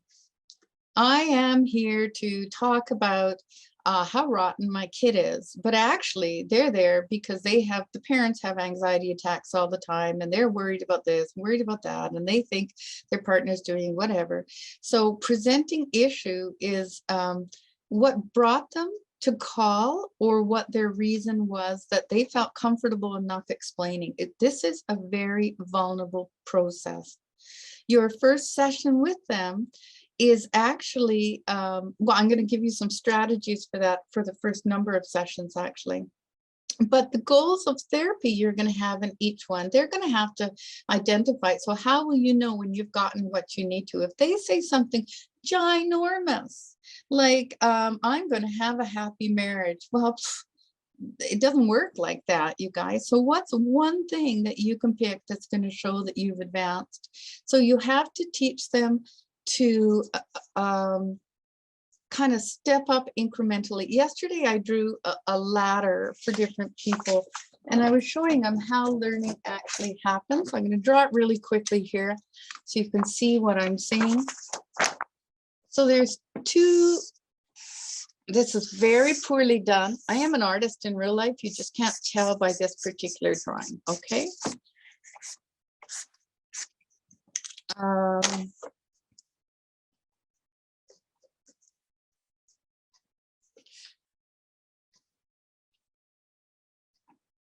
All right, it's beautiful. Do you not think it's beautiful? Can you see it? There's two ladders. One has giant spaces between the rungs. Can you see that? And the person's at the bottom because he cannot reach the first rung. But if I look at this one, and we will do a beautiful one of these, this one had a whole bunch of little rungs that could go along the way. And he took small steps, but look where he is. So everything needs to be attainable. So something as simple as, I want you to use ice all week long. Anytime you start to feel dysregulated or activated, we use the term activated, it's like push a button, like that. You can feel your body change, you're activated. If they can take that one strategy home, you've advanced them. You're one, okay? If they can take the strategy home of the wet cloth on the back of the neck, or having a cup of tea, or using paced breathing, those are strategies they will use the rest of their lives. Exploring presenting issues, you can say, this is your presenting issue. Can we break it down a little bit? The goals of therapy are to help them cope better. That's it. That's your big goal of therapy. Help them cope better and feel hope and feel valued. Yeah, not going to go into that. You're also, one of the other things you have a page for this. Do we have helicopter view? It's probably in your handouts. So in your handouts, you have something. This is a DBT thing as well, or it fits with DBT. So this particular handout is on helicopter view. When we are in the midst of a trauma, so drama can be little d drama, capital T trauma, and little t trauma. When we're in the midst of a trauma, we feel overwhelmed and we cannot have a perspective. So what we are seeking to do in all situations is to provide that objective perspective and to reassure and to build them to the point where they understand they will be able to cope. They will be able to cope, okay? Every single time you close, you should be bookending it. I think I've talked about this a lot with some of you. So we bookend it. We bookend it with greeting, with respect, eye contact, warmth, and we close it with respect, eye contact, and warmth. You close your session. You have to plan time in there so you can wrap it down and say, you know, we got like 10 minutes left. I want to make sure that you're okay when you leave today. I want to close this in a really healthy way. You don't have to say it like that, but you are looking at them. You are saying, I want to just kind of summarize a few things that I heard, and I want to tell you what I'm thinking. People are afraid of what you're thinking, but your answer is not, ooh, I think you are a little crazy. Holy doodle. You're very close. Your answer is, I think that you are here to work hard. I am really impressed. You have to give courage into your clients. Courage, encouragement means to give courage into. You don't praise your clients. I love your shoes. Who cares? Well, some people might care. I don't care. I don't wear shoes. So you put courage into them so they feel hopeful and they feel brave and they want to step forward. And even if they go home and feel like crap an hour later, they felt encouraged. They felt a little wee bit stronger. And that's what therapy should be doing for people, even holding them accountable. So I call it, again, bookends. Some people call it bracketing. I will, if I'm going to say, wow, that was a bad idea, and I do regularly, I do assessments predominantly, and I am an interventionist. I'm not just a gentle journeyer therapist. I'm an interventionist. So they will come in and I will greet them, we'll connect, we'll do our little, sliding into therapy. And then if I'm correcting them, I'll say, like that was a really bad idea. Math, bad idea. Like it is bad for you. Or alcohol. Do you know how long that lasts on your brain? Etc. And then I say, I just think you're excellent, like amazing. I really enjoy working with you. So the message, in an unkind way, people call it a shit sandwich, but it's really not, you guys. The message is that firm, tough thing that you're doing to help them advance. But this bracketing is the respect and the relationship and the therapeutic energy that you can transfer over to someone. Exploring presenting issues. This is just a header of the chart. We're going to be going into that in next session for treatment plans. So let's move along, Emily. And then here, this is just another, I've given you some samples in here of how you can keep notes, etc. Let's move. Initial sessions, we review goals, we go over brain images. So these are some of my standard things. Do you have a brain image there, or we just show it here?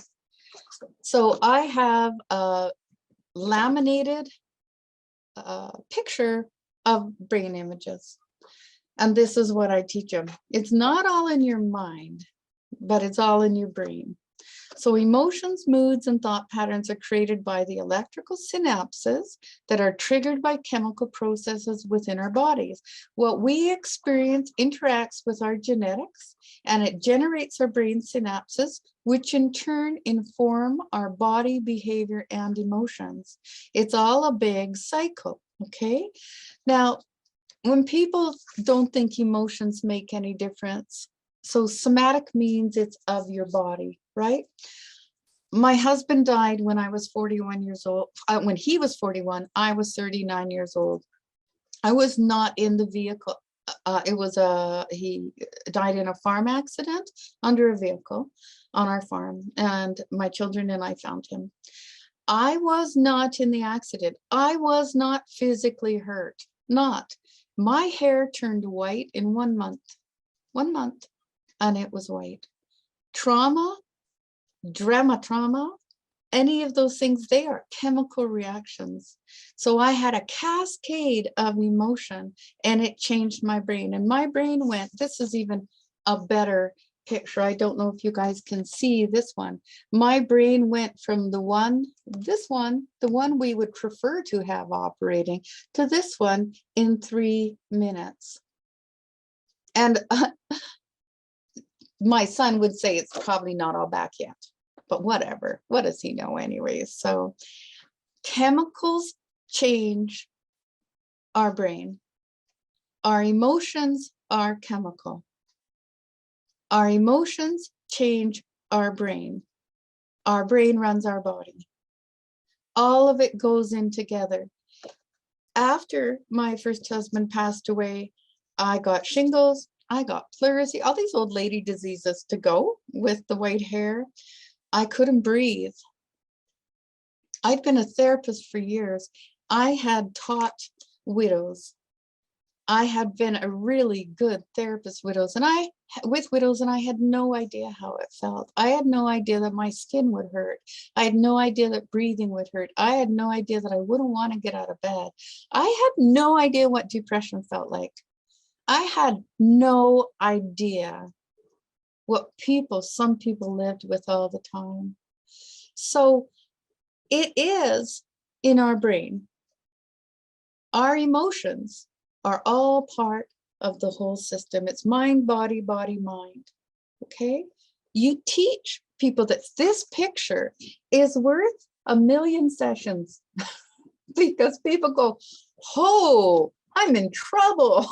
You say, yeah, maybe I love that. Maybe you want to fix that, and maybe you want to get some help. But this shows you're not crazy. This shows that what's happening to you, the same as if you're diabetic or you have an infection in your lungs or you have a condition.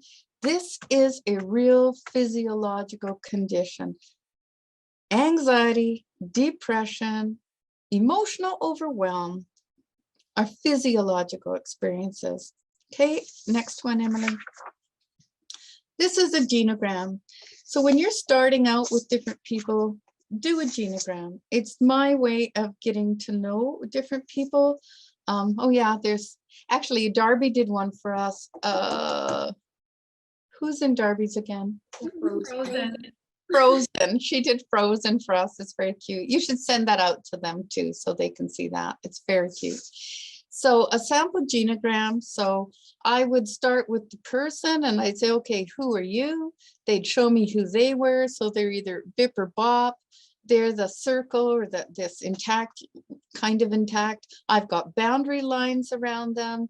Are Bip and Bob? Oh yes, they're in conflict, so they're arguing a little bit. There's alliances there. Anyways, this is just a really, really old one. Okay, and then you write things down the whole way along. It is so fascinating what people do with this. I had children last year, and they drew their dogs and their cats, and then they had their far away grandma off at the other side of the page because they don't see her very often, but she sends really good presents. So they had a strong line to her. They had insight about their parents that their parents were not too happy to receive, but it was really valuable. And kids like doing this. I do it with lots of color, lots of Sharpies, lots of whatever. I do it on a big page. Sometimes I do it on the inside of the file. It just kind of depends. So this works with grown-ups and it works with kids. I can see people's genograms in my head years after I've seen them. They come, they sit down again for a spell check kind of therapy, and I can see all of the different levels in my head. This loads it in. Anything you load in through your hand or they're loading in and you're jotting down alongside will load it into your brain to see their family system. They also, this is giving them a helicopter view. Now they can see their family system. And they can go, oh yeah, look, there are 3 levels of anxiety disorders here. Or wow, there's a whole pack of crazy over there. Or look at all these nice ones over here. Who do I want to be like? Why am I connected with all the ones that are a little half a bubble off plum when I could be connected with the ones that actually are really kind and affirming to me? What is that about? And so they're able to pull back and see. Also, they'll come back in and they'll add new information. I build a genogram throughout the time that I'm working with a client. They'll come up with somebody else and I'll say, okay, how do we get them in here? Where do they fit? We also sometimes use sociograms, but I'm not going to, which is the social circles of connection. So here you are in the middle, who's next, who's next, who's next, who's next, but I'm not showing you that one. Now, emotion buckets. Teach it to all kinds of people. So the very cool thing about emotion buckets, if you're working with a child, you can actually use an ice cream bucket, or we used chocolate powder, like cocoa powder containers last time, and we put paper around them and they illustrated them, etc. And then we put their emotions in the emotion bucket if it is too hard for them to process. So an emotion that is not hard for me to process, when I was in the 80s, I got a $6,000 scholarship. That was a lot of money in the 80s, you guys. And I had no problems processing that. I told anybody and everybody, blah, look what I got. I was so excited. I was jumping up and down. It was really, really a happy time. But when my husband died, I didn't have the words. People would ask me, what happened? I didn't have the words. I could not empty out what happened because my brain couldn't make sense of it. When I was a young girl at university, all of 17 years old, far away from my small hometown, a guy flashed me. Oddly enough, he was in a wheelchair. That's really a whole other story, and it's very odd, but whatever. I was terrified, terrified. And then my boyfriend, who was later my husband, he said, "What happened?" I didn't have the words. I didn't even, like, I was busy thinking, what did I do? Could I have done something? This was in the 80s, you guys. It was barely illegal to do things like that back then. So actually, it was 1979. It really wasn't illegal. Yes. Sorry, I come from a whole different generation. When things go in our emotion bucket, they're the things we can't articulate.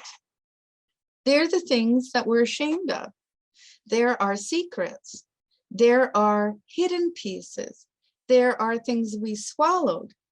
So I'm going to go, and then we get up to the very top and it will spill over. So if it gets more and more and more and more and more pushed up, it's going to reach capacity. So here is an adolescent sex offender that I was working with. He was a really nice kid, and he experimented on a 6-year-old or 7-year-old that he was babysitting. And I worked with him for actually a number of years. So adolescent sex offender, 12 years old, naive experimenter. We start at the bottom and it says sludge. Sludge is just other stuff that's in there, often from pre-verbal that they haven't been able to empty out. So be mindful of this, because if the child experienced a lot of abuse or trauma in their pre-verbal years, they're not going to have the words for it. Don't ask them what happened. They don't know what happened. They just feel really crappy. Okay, something is not working right. They don't have the words. This is where play therapy can be really helpful, but I will tell you also, play therapy is great for grown-ups too. Just saying, because it's being able to articulate or externalize something that is stuck inside of them without having to use words. So the sludge in this, he had a real nice family. They were good people. They brought him immediately when they found out what happened, etc., etc. He was a good kid, but he had, he was in grade 6 and they had just done the whole sexuality unit.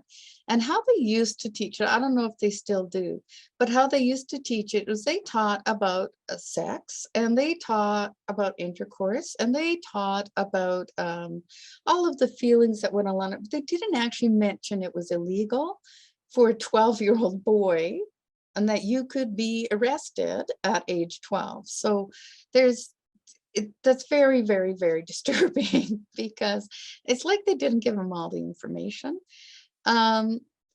So this young boy, he fondled a little girl. She very cleverly told her mother right away, and he'd done it more than once. She very cleverly told her mom. I think the second time they babysat, mom told his mom. The parents called the police. His parents called the police because he was a rather impulsive boy, and his parents reported him. So right now you see that there's a quality family behind. They want this boy, they want to make sure nothing gets entrenched in this boy. But look at what he was feeling inside. He felt stupid. And his was actually quite colorful. He was ashamed. They moved. They moved out of the neighborhood because the little girl helpfully shared, and good for her, right? They moved out of the neighborhood. But remember, he was also a 12-year-old boy. She shouldn't have to keep his secret. That's not her secret. It's not. Here's another concept for all of you. Secrets are never good. Secrets are only bad. Secrets are only toxic. There is no good secret. There are good surprises, and there are privacies that are entirely appropriate. But a secret has no end, and a secret requires hiding something, and a secret poisons a person. If somebody says, "Can you keep a secret?" Never. If they say, I like secrets, you say, secrets are not healthy. Surprises are great because they have an end and a privacy you can discuss at a larger group. Secrets are poison. So here's back to my boy here, having to move, causing a bad situation for his mom, getting angry much faster, emotional regulation problems, so embarrassed about it and so ashamed of himself. So ashamed. I let down my brother and my dad. Sometimes I feel like I'm out of control, talking about it like I'm not there because they're talking about what they do and what the lawyer said and what the this said. And I feel like a creep and I don't know. And I know I'm guilty and I feel like I'm the cause of all the problems here. And wondering why I did it. And before and now, I don't fit anymore. I feel really down and I feel stupid. It's a really sad boy. He was the perpetrator. He did something wrong. I haven't got this here, but basically the difference between shame and guilt, we'll talk about it at a different time, but the difference between shame and guilt, shame is not healthy. Shame is, I need to hide, I need to pull away, I need to withdraw, I am flawed and I am not able to be repaired. So when it's the feeling of having to hide and to not be looked at. It's very, very dark. Guilt, entirely healthy, really good for you. I want people to feel guilty. I wanted him to feel guilty. I worked with kids that also stole from stores and stuff like that. So how we described it is, how I described it was my Sunday school teacher taught me in probably grade 2. She said, we have a triangle in our heart.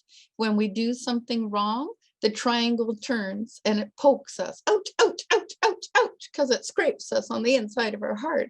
But if we do things wrong long enough, it actually wears the points off the triangle and we don't even notice we're doing something wrong anymore.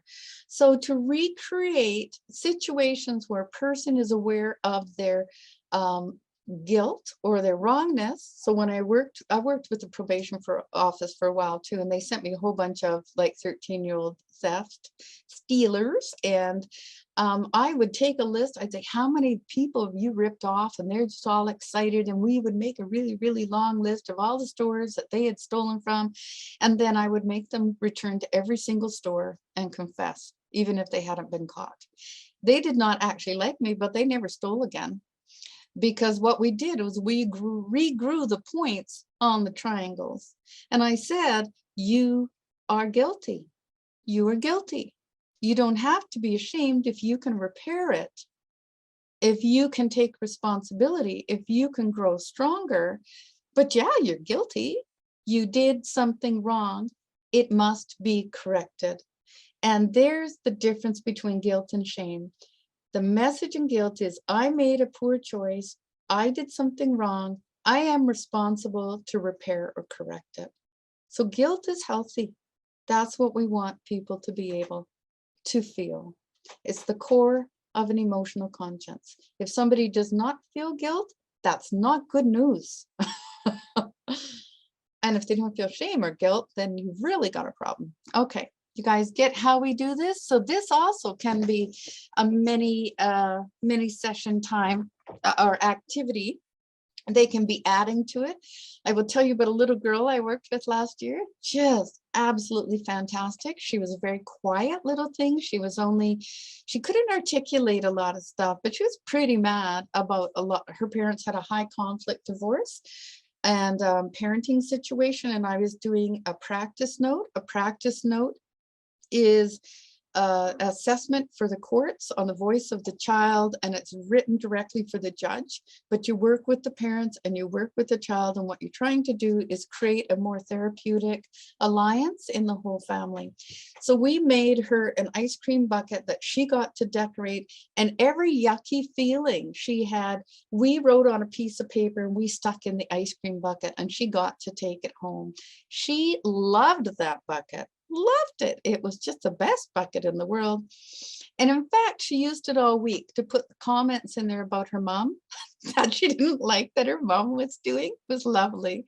And her mom thought it was great too. Her mom laughed because apparently this little, very quiet girl, if you asked, how are you feeling? She would say, I don't know. I don't know. And she like this.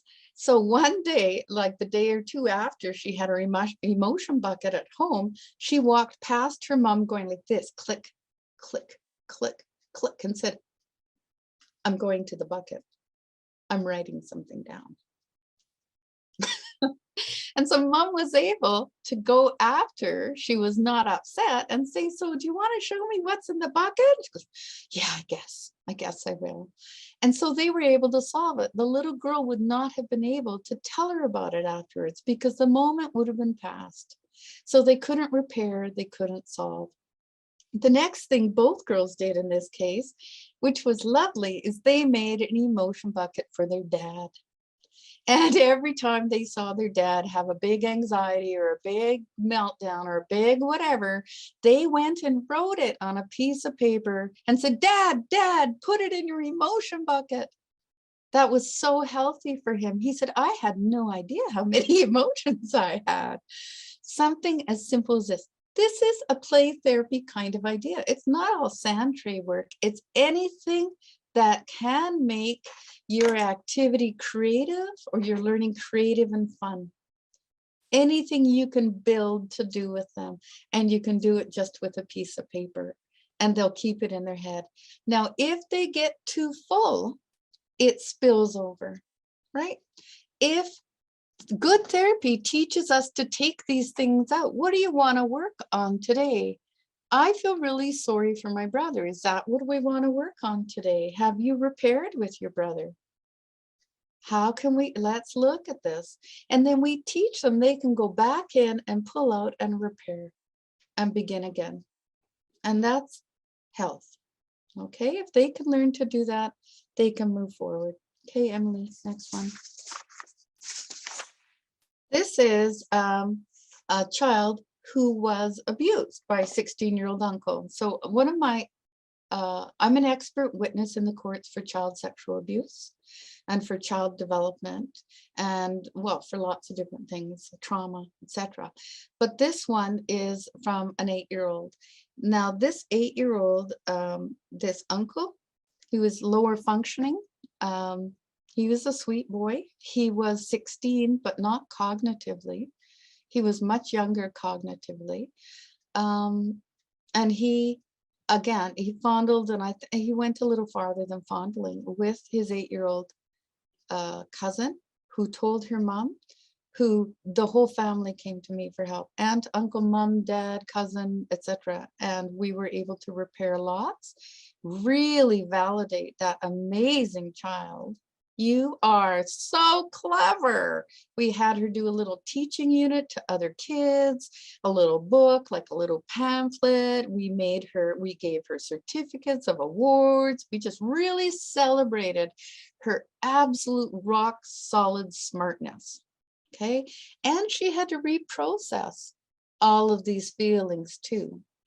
So above her sledge was confused, worried, had to go to the bathroom lots afterwards. I was saying no inside of me. I thought it was my fault. Mom and dad were fighting. I heard them after I told them. Dad was yelling. I'll bet dad was yelling, right? Like it was not a happy house that day. Nightmares. I worry they'll get divorced. What will happen to us? So somebody who's been fondled and molested by an uncle is now worried that she's causing her parents fights and divorce and potential divorce. Knowing about this stuff makes them fight more. I'm scared. It still could be my fault. I was a bit relieved once I told. I was afraid I'd get in trouble. And she said, I kind of did. And I said, no, there was upset, but you didn't create that upset. You didn't own that upset, right? You spoke out. And a big lump of yucky. And I got my cousin in trouble, and she really likes him. He's a nice kid. Do you see how much is packed away in this poor little bunny's emotion bucket? Now you think somatic. So my hair turns white in a month after my husband dies. That's chemical. If somebody is carrying all of this emotion inside of them, might they have a tummy ache? Might they get headaches? Might they not want to get up to go to school? Might they overreact? Might they temper tantrum? Might they? So this goes back to what behavior is. And it's really important that you teach everybody that all behavior is communication. All behavior is communication. We may not like the way they're communicating, but all behavior is communication. And in fact, they would communicate better if they could. They would do it better if they could. There was one time I saw a therapist, my husband's therapist. He was excellent for my husband. Rory was orphaned when he was young. And this therapist, God bless him, he was an older guy, and he and Rory clicked. Rory would cry in the waiting room. He swore that they had like vapors in the waiting room that made him cry. Anyways, but this guy, he was good, but I was already a therapist, and we did some couples work, or I think it was couples work, or I was there holding space for Roar. So I'm there with him, and he said to me, he said, well, you know what to do, Janet. And I'm a bad client. Like, you don't want me as a client, okay? Because I trained most of them anyways, and I've been doing this a long time, and I'm very good at processing my own stuff.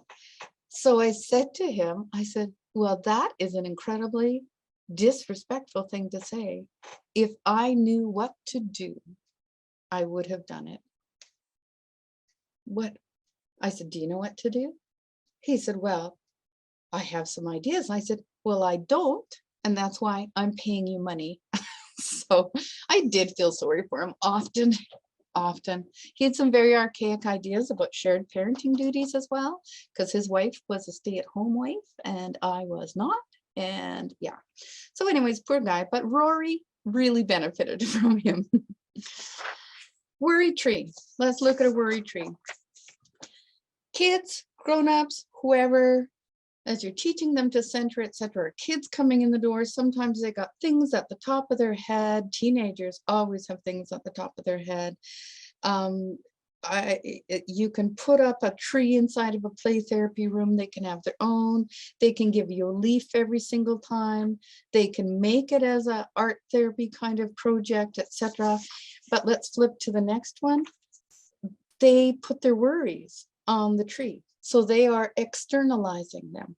The good, the healthy process to therapy is externalizing the unknown or unarticulated inside of us.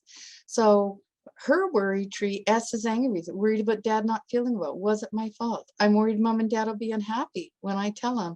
I'm worried they wonder why I touched S and M and they told me not to.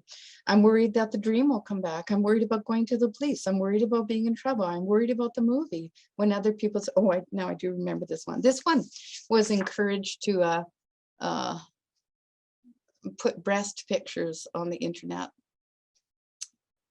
Unfortunately, it might happen again. They're going to find it. Worried about the movie when other people see it. Crap. There's actually a whole, because of, well, even COVID, everything has increased in accessibility, including naked pictures. There are new revenge porn laws as well. I don't know if you guys know that, but if somebody is actually, first of all, if they've said, please send me a picture, and don't cover your face or whatever, that's not good. But if somebody is exploiting or manipulating, there are revenge porn laws in Canada. They're relatively recent. There never used to be. All right, timeline. Let's go to timeline. Another thing that we're doing in initial therapy, and you are learning your client.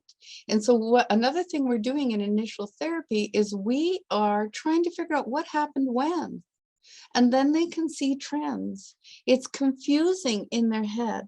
Trauma and drama overload our hippocampus, and that's our memory, and that's our ability to regulate stress. It kind of like floods our hippocampus.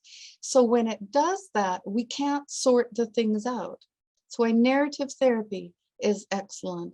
That's why timelines are excellent, because we're letting them see what happened. If they can't remember everything, that's okay.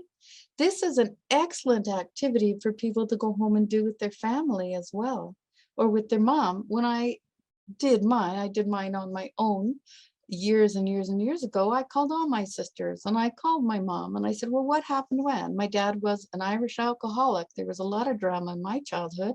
And so we're able to kind of look and sort things out. So that'll give you an idea. This is all learning what you're doing in the first ones. Now here's the message that you give them, and it's about recalculating route. So can we turn to that? Okay, so life journeys come with no comprehensive map, right? Too many variables. It's inevitable we're going to encounter obstacles on the way. We might try a shortcut that doesn't work out. No big deal. We might get lost, and we might experience poor weather or new roads or closed roads or traffic or accidents. And we're not going to get it right even when we know we're doing it right. Sometimes we think we are. Our plans have to be adjusted when we encounter reality. So if our inner voice is a critic, drowning us out with a negative message of shame, like, oh, you're so stupid, I can't believe you're lost again, why are you like this? You knew better, why didn't you prepare ahead? You left it to the last minute. If it is this, like this, we become discouraged and we stay stuck or lost, or we give up. We might do any of those. But if we allow our inner voice to work like a GPS, then it gives us feedback on our process. And it helps us get back on track. And it doesn't shame us. And you can even change the accents, right? You can have an Irish accent, you can have an English accent, you can whatever. So it doesn't shame us. Its only purpose is to get us to our destination as best as possible. And it will simply re-examine options to reach the destination, and it calmly states, recalculate route. Recalculate route. Worked with one young woman, lovely, lovely human being. I like people, you can tell that, right? She was lovely, but she had always kind of wanted to be a pediatrician, and she was done her med school. And she didn't, when she put in for that, when she was being matched, she was not matched to any pediatric programs. And she was devastated, like broken, devastated about what that meant for her. All of her dreams in her head were gone. That's all she ever wanted to do. And so my daughter, one of my daughters, who's also a doctor, and she did match with her chosen area.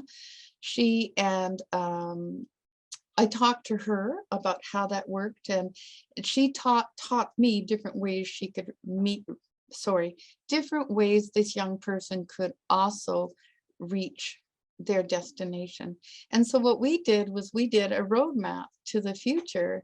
And instead of her saying, I'm stupid, I can't believe I did this, this is the end, I'll never be a pediatrician, I just had her, every time she had a negative thought about that, she snapped herself and said, recalculate route, recalculate route. She's actually a GP now who specializes in work with children and loves it way more than if she was a pediatrician. So it's fascinating. She met all of her goals, and she didn't do a typical route, and she learned not to shame herself when the road was different than what she expected. So you teach people about their inner critic. You teach them about their inner voice. You tell them, don't be so mean to yourself, man. Like, that's mean. And you are also helping them to recalculate route. This is another one of the things that I developed to try to explain trauma or an issue or intense drama. How do you react? So we have a traumatic event that happens or an issue. Trauma is, or drama. How it affects us depends on our own personality and our own what we bring to the table. Laura is another therapist here. We've worked together almost 30 years. And so again, the hippocampus is something that helps you regulate stress, etc. She said, I must have the biggest hippocampus in the world. I don't mind stress. I like stress. I don't like distress, but I don't mind stress at all. It's kind of fun. I don't mind conflict. It's kind of fun. That is not most people's approach. And I'm aware of that. So if I bumped into an issue, I might not have a really big reaction. I might think, cool, I wonder if I can figure this out. Whereas somebody else might want to go home and have a nap for a week or a month or a year or whatever, hibernate. It's just not their thing. Okay.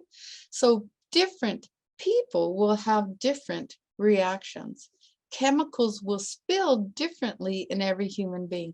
Do not superimpose your ability to manage something to anybody else's. So if we're looking at a trauma or a distress reaction in somebody,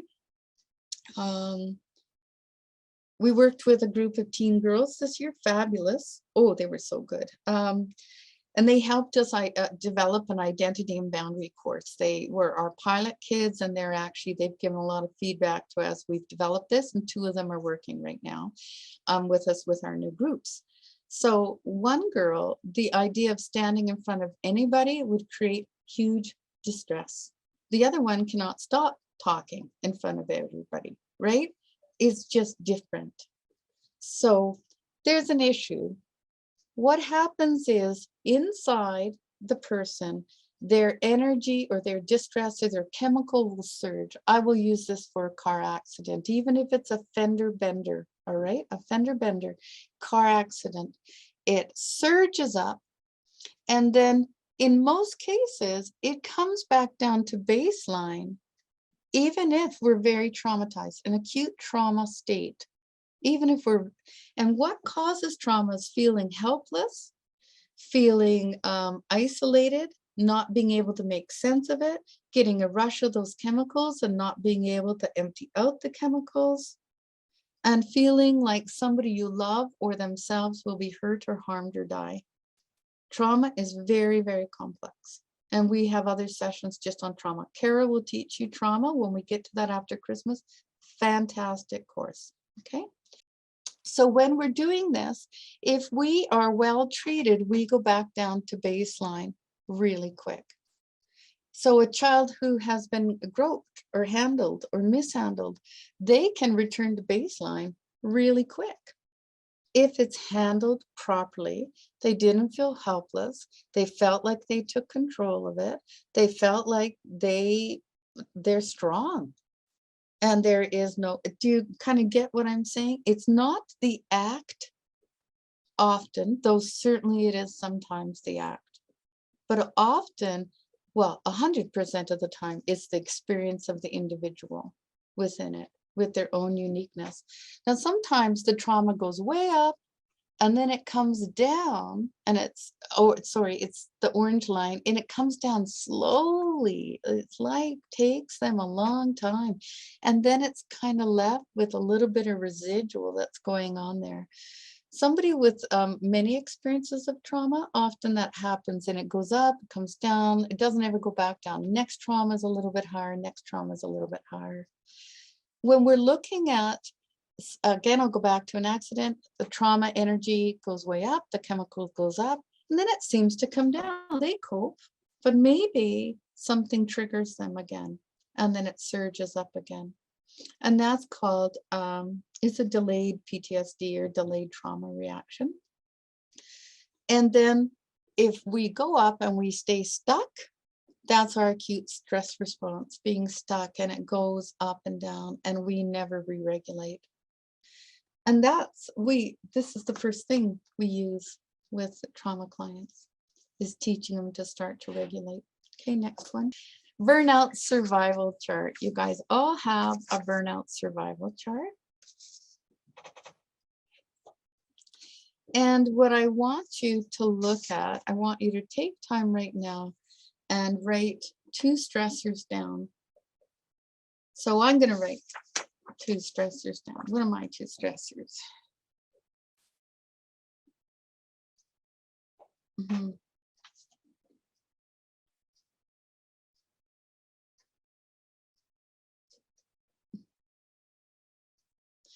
Then I'm going to write down 2 commitments that I have. I'm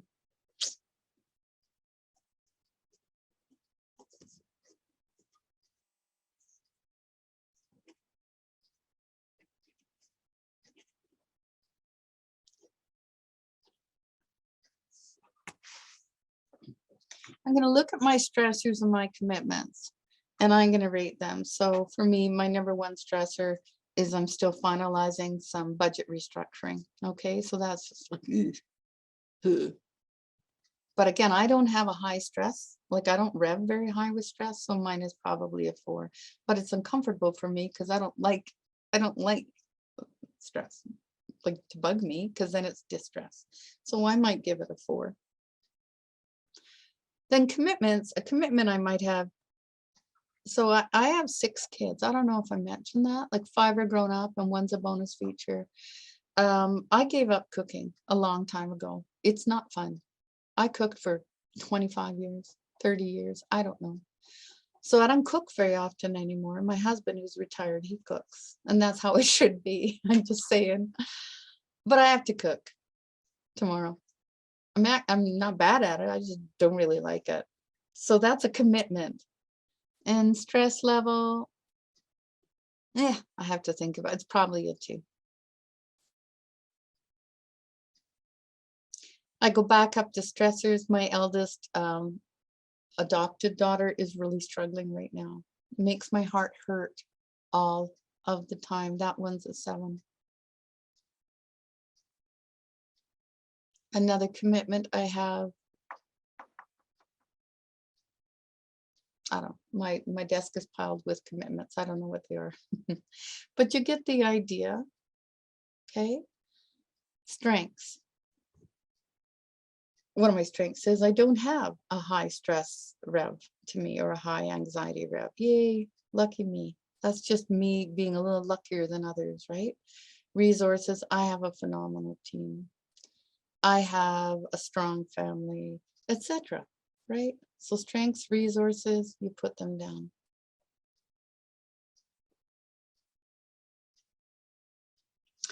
Now I'd like 1 or 2 of you to tell me a stressor and a commitment. So who's going to volunteer before I voluntold people?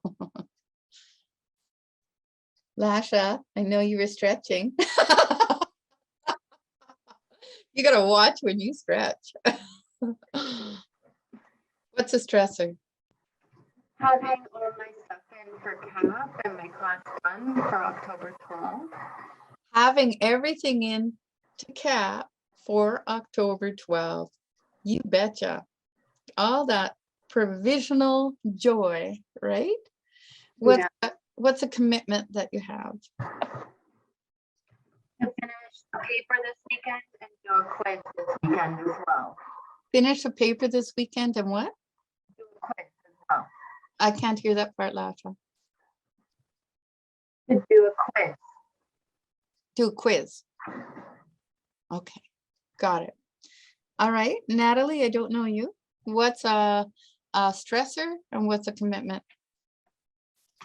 A commitment I have is I have class this weekend. So it's Friday night, so tonight and all of tomorrow. And a stressor.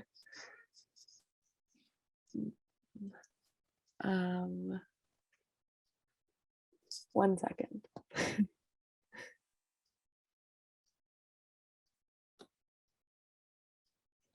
I just had to like write down a bunch of these for my supervisor actually, so I can consult. Look at your big list, right?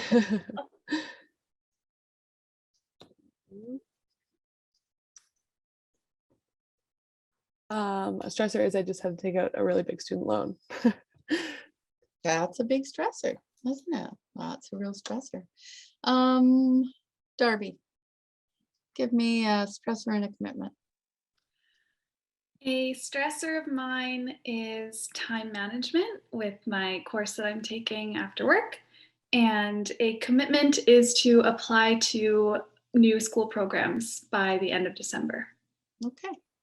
So now let's actually, thinking of all those different ones that we just brought out here. I want you to look at the ones that you said, are there any you can let go? Well, the truth is, I could let go making supper tomorrow. I can order it.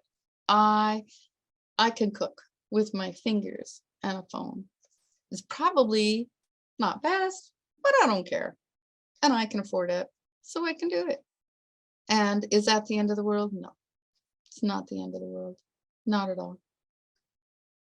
And I might do it. Then again, I might not. I'll decide tomorrow, right? Or could I delegate it? Not to my husband, because he cooks the rest of the week. So, but maybe to my 15-year-old, she's a much better cook than me. And if I let her decide what she wants to cook, well, she gets a little carried away, but it would be a really nice meal. So maybe she'll cook. I don't know. So I could maybe do either of those. What about budget restructuring? Is it a stressor? You betcha. Can anyone else do it? No. I have a meeting Sunday afternoon. I have to go to it. But what about if I'm sick or dead, right? Then I can't go to it. So what could I do? Could I let it go? No. Could I delegate it? No. Could I defer it? Maybe. Sometimes we get really married to a lot of different things, like, oh, I have to send out Christmas cards.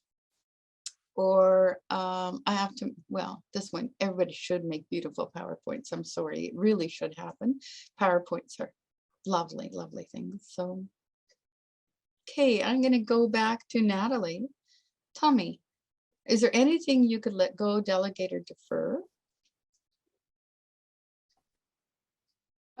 For the two that I mentioned, probably not. Like I have to go to school. Right? You do. But like I could defer being stressed about my student loan until I actually have to pay it off. So Yeah, sure. Actually, there you are. And you could also let go being stressed about your student loan. You don't need to borrow trouble. You don't need to borrow stress.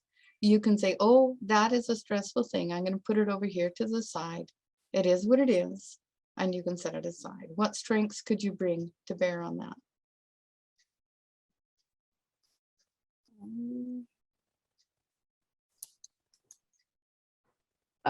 That I like, I don't even know if there's like a word for it, but I always get stuff done. So I know that I can deal with it when I need to. You always get unstuck. And that goes down into messaging. So the basic message that I have in my head that my mama put there, my father would have just stomped it out had he been able to successfully do so. But my mama put a message there. She's part of my internal critic voice. It's not a critic, actually. She's an ally. So when we're talking about internal voice, we need to be looking at if it's an inner critic or an inner ally. So my inner ally always taught me, wow, you can do anything. And I don't mean anything, because she would also say, oh, it's good you're smart, Janet, because you'd be lost otherwise because you're so curly brained. But anything you're choosing, you're going to be able to move forward on it. I have absolute confidence in you. So those messages, when you're looking at your burnout survival guide, and all of you are going to be afraid of burnout this year, and all of you are going to have to learn how to manage it for the rest of your careers. For the rest of your careers, this is part of your work. Managing compassion, exhaustion, managing, caring, because you are receiving people's distress, but you cannot carry it. You have to learn to it through yourself and release it.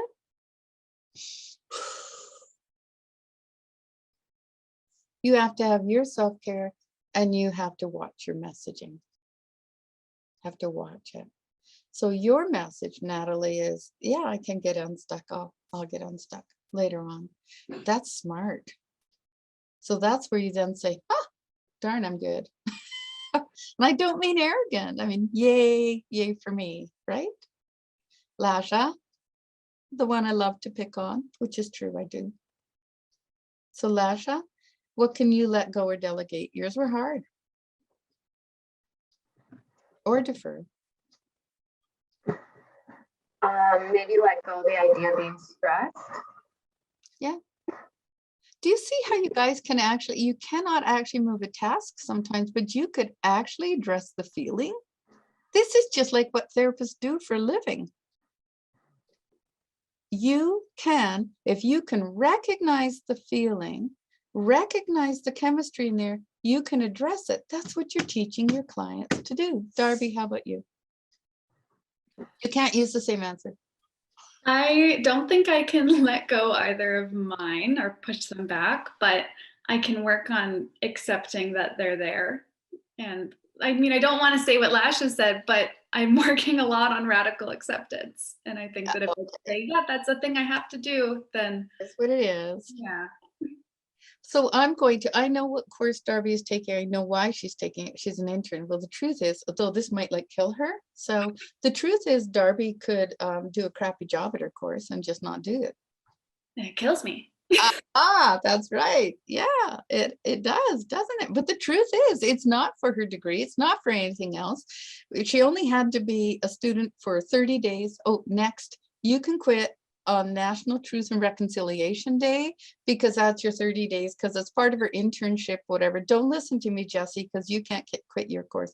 Anyways, etc. So like she only has to do it for a certain reason. The truth is she could give that course up and there would be no negative consequence to it.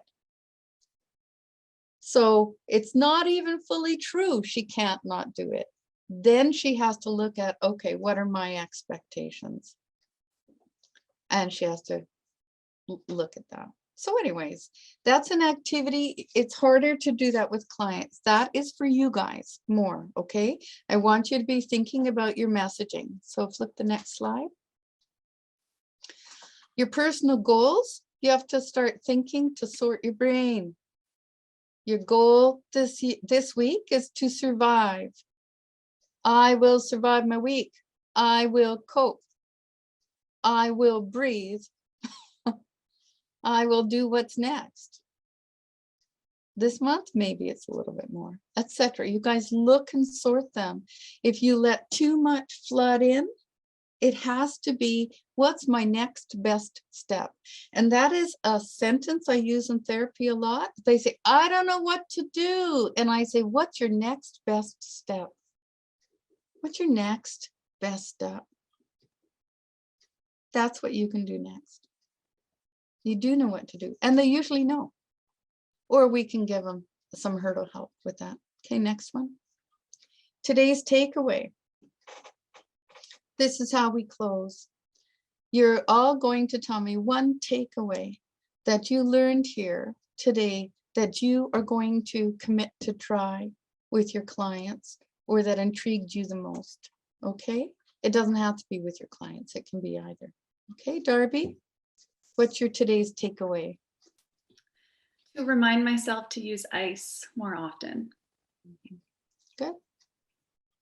Emily? I can't use my audio, so I'll use yours. Otherwise, we'll get feedback. Okay.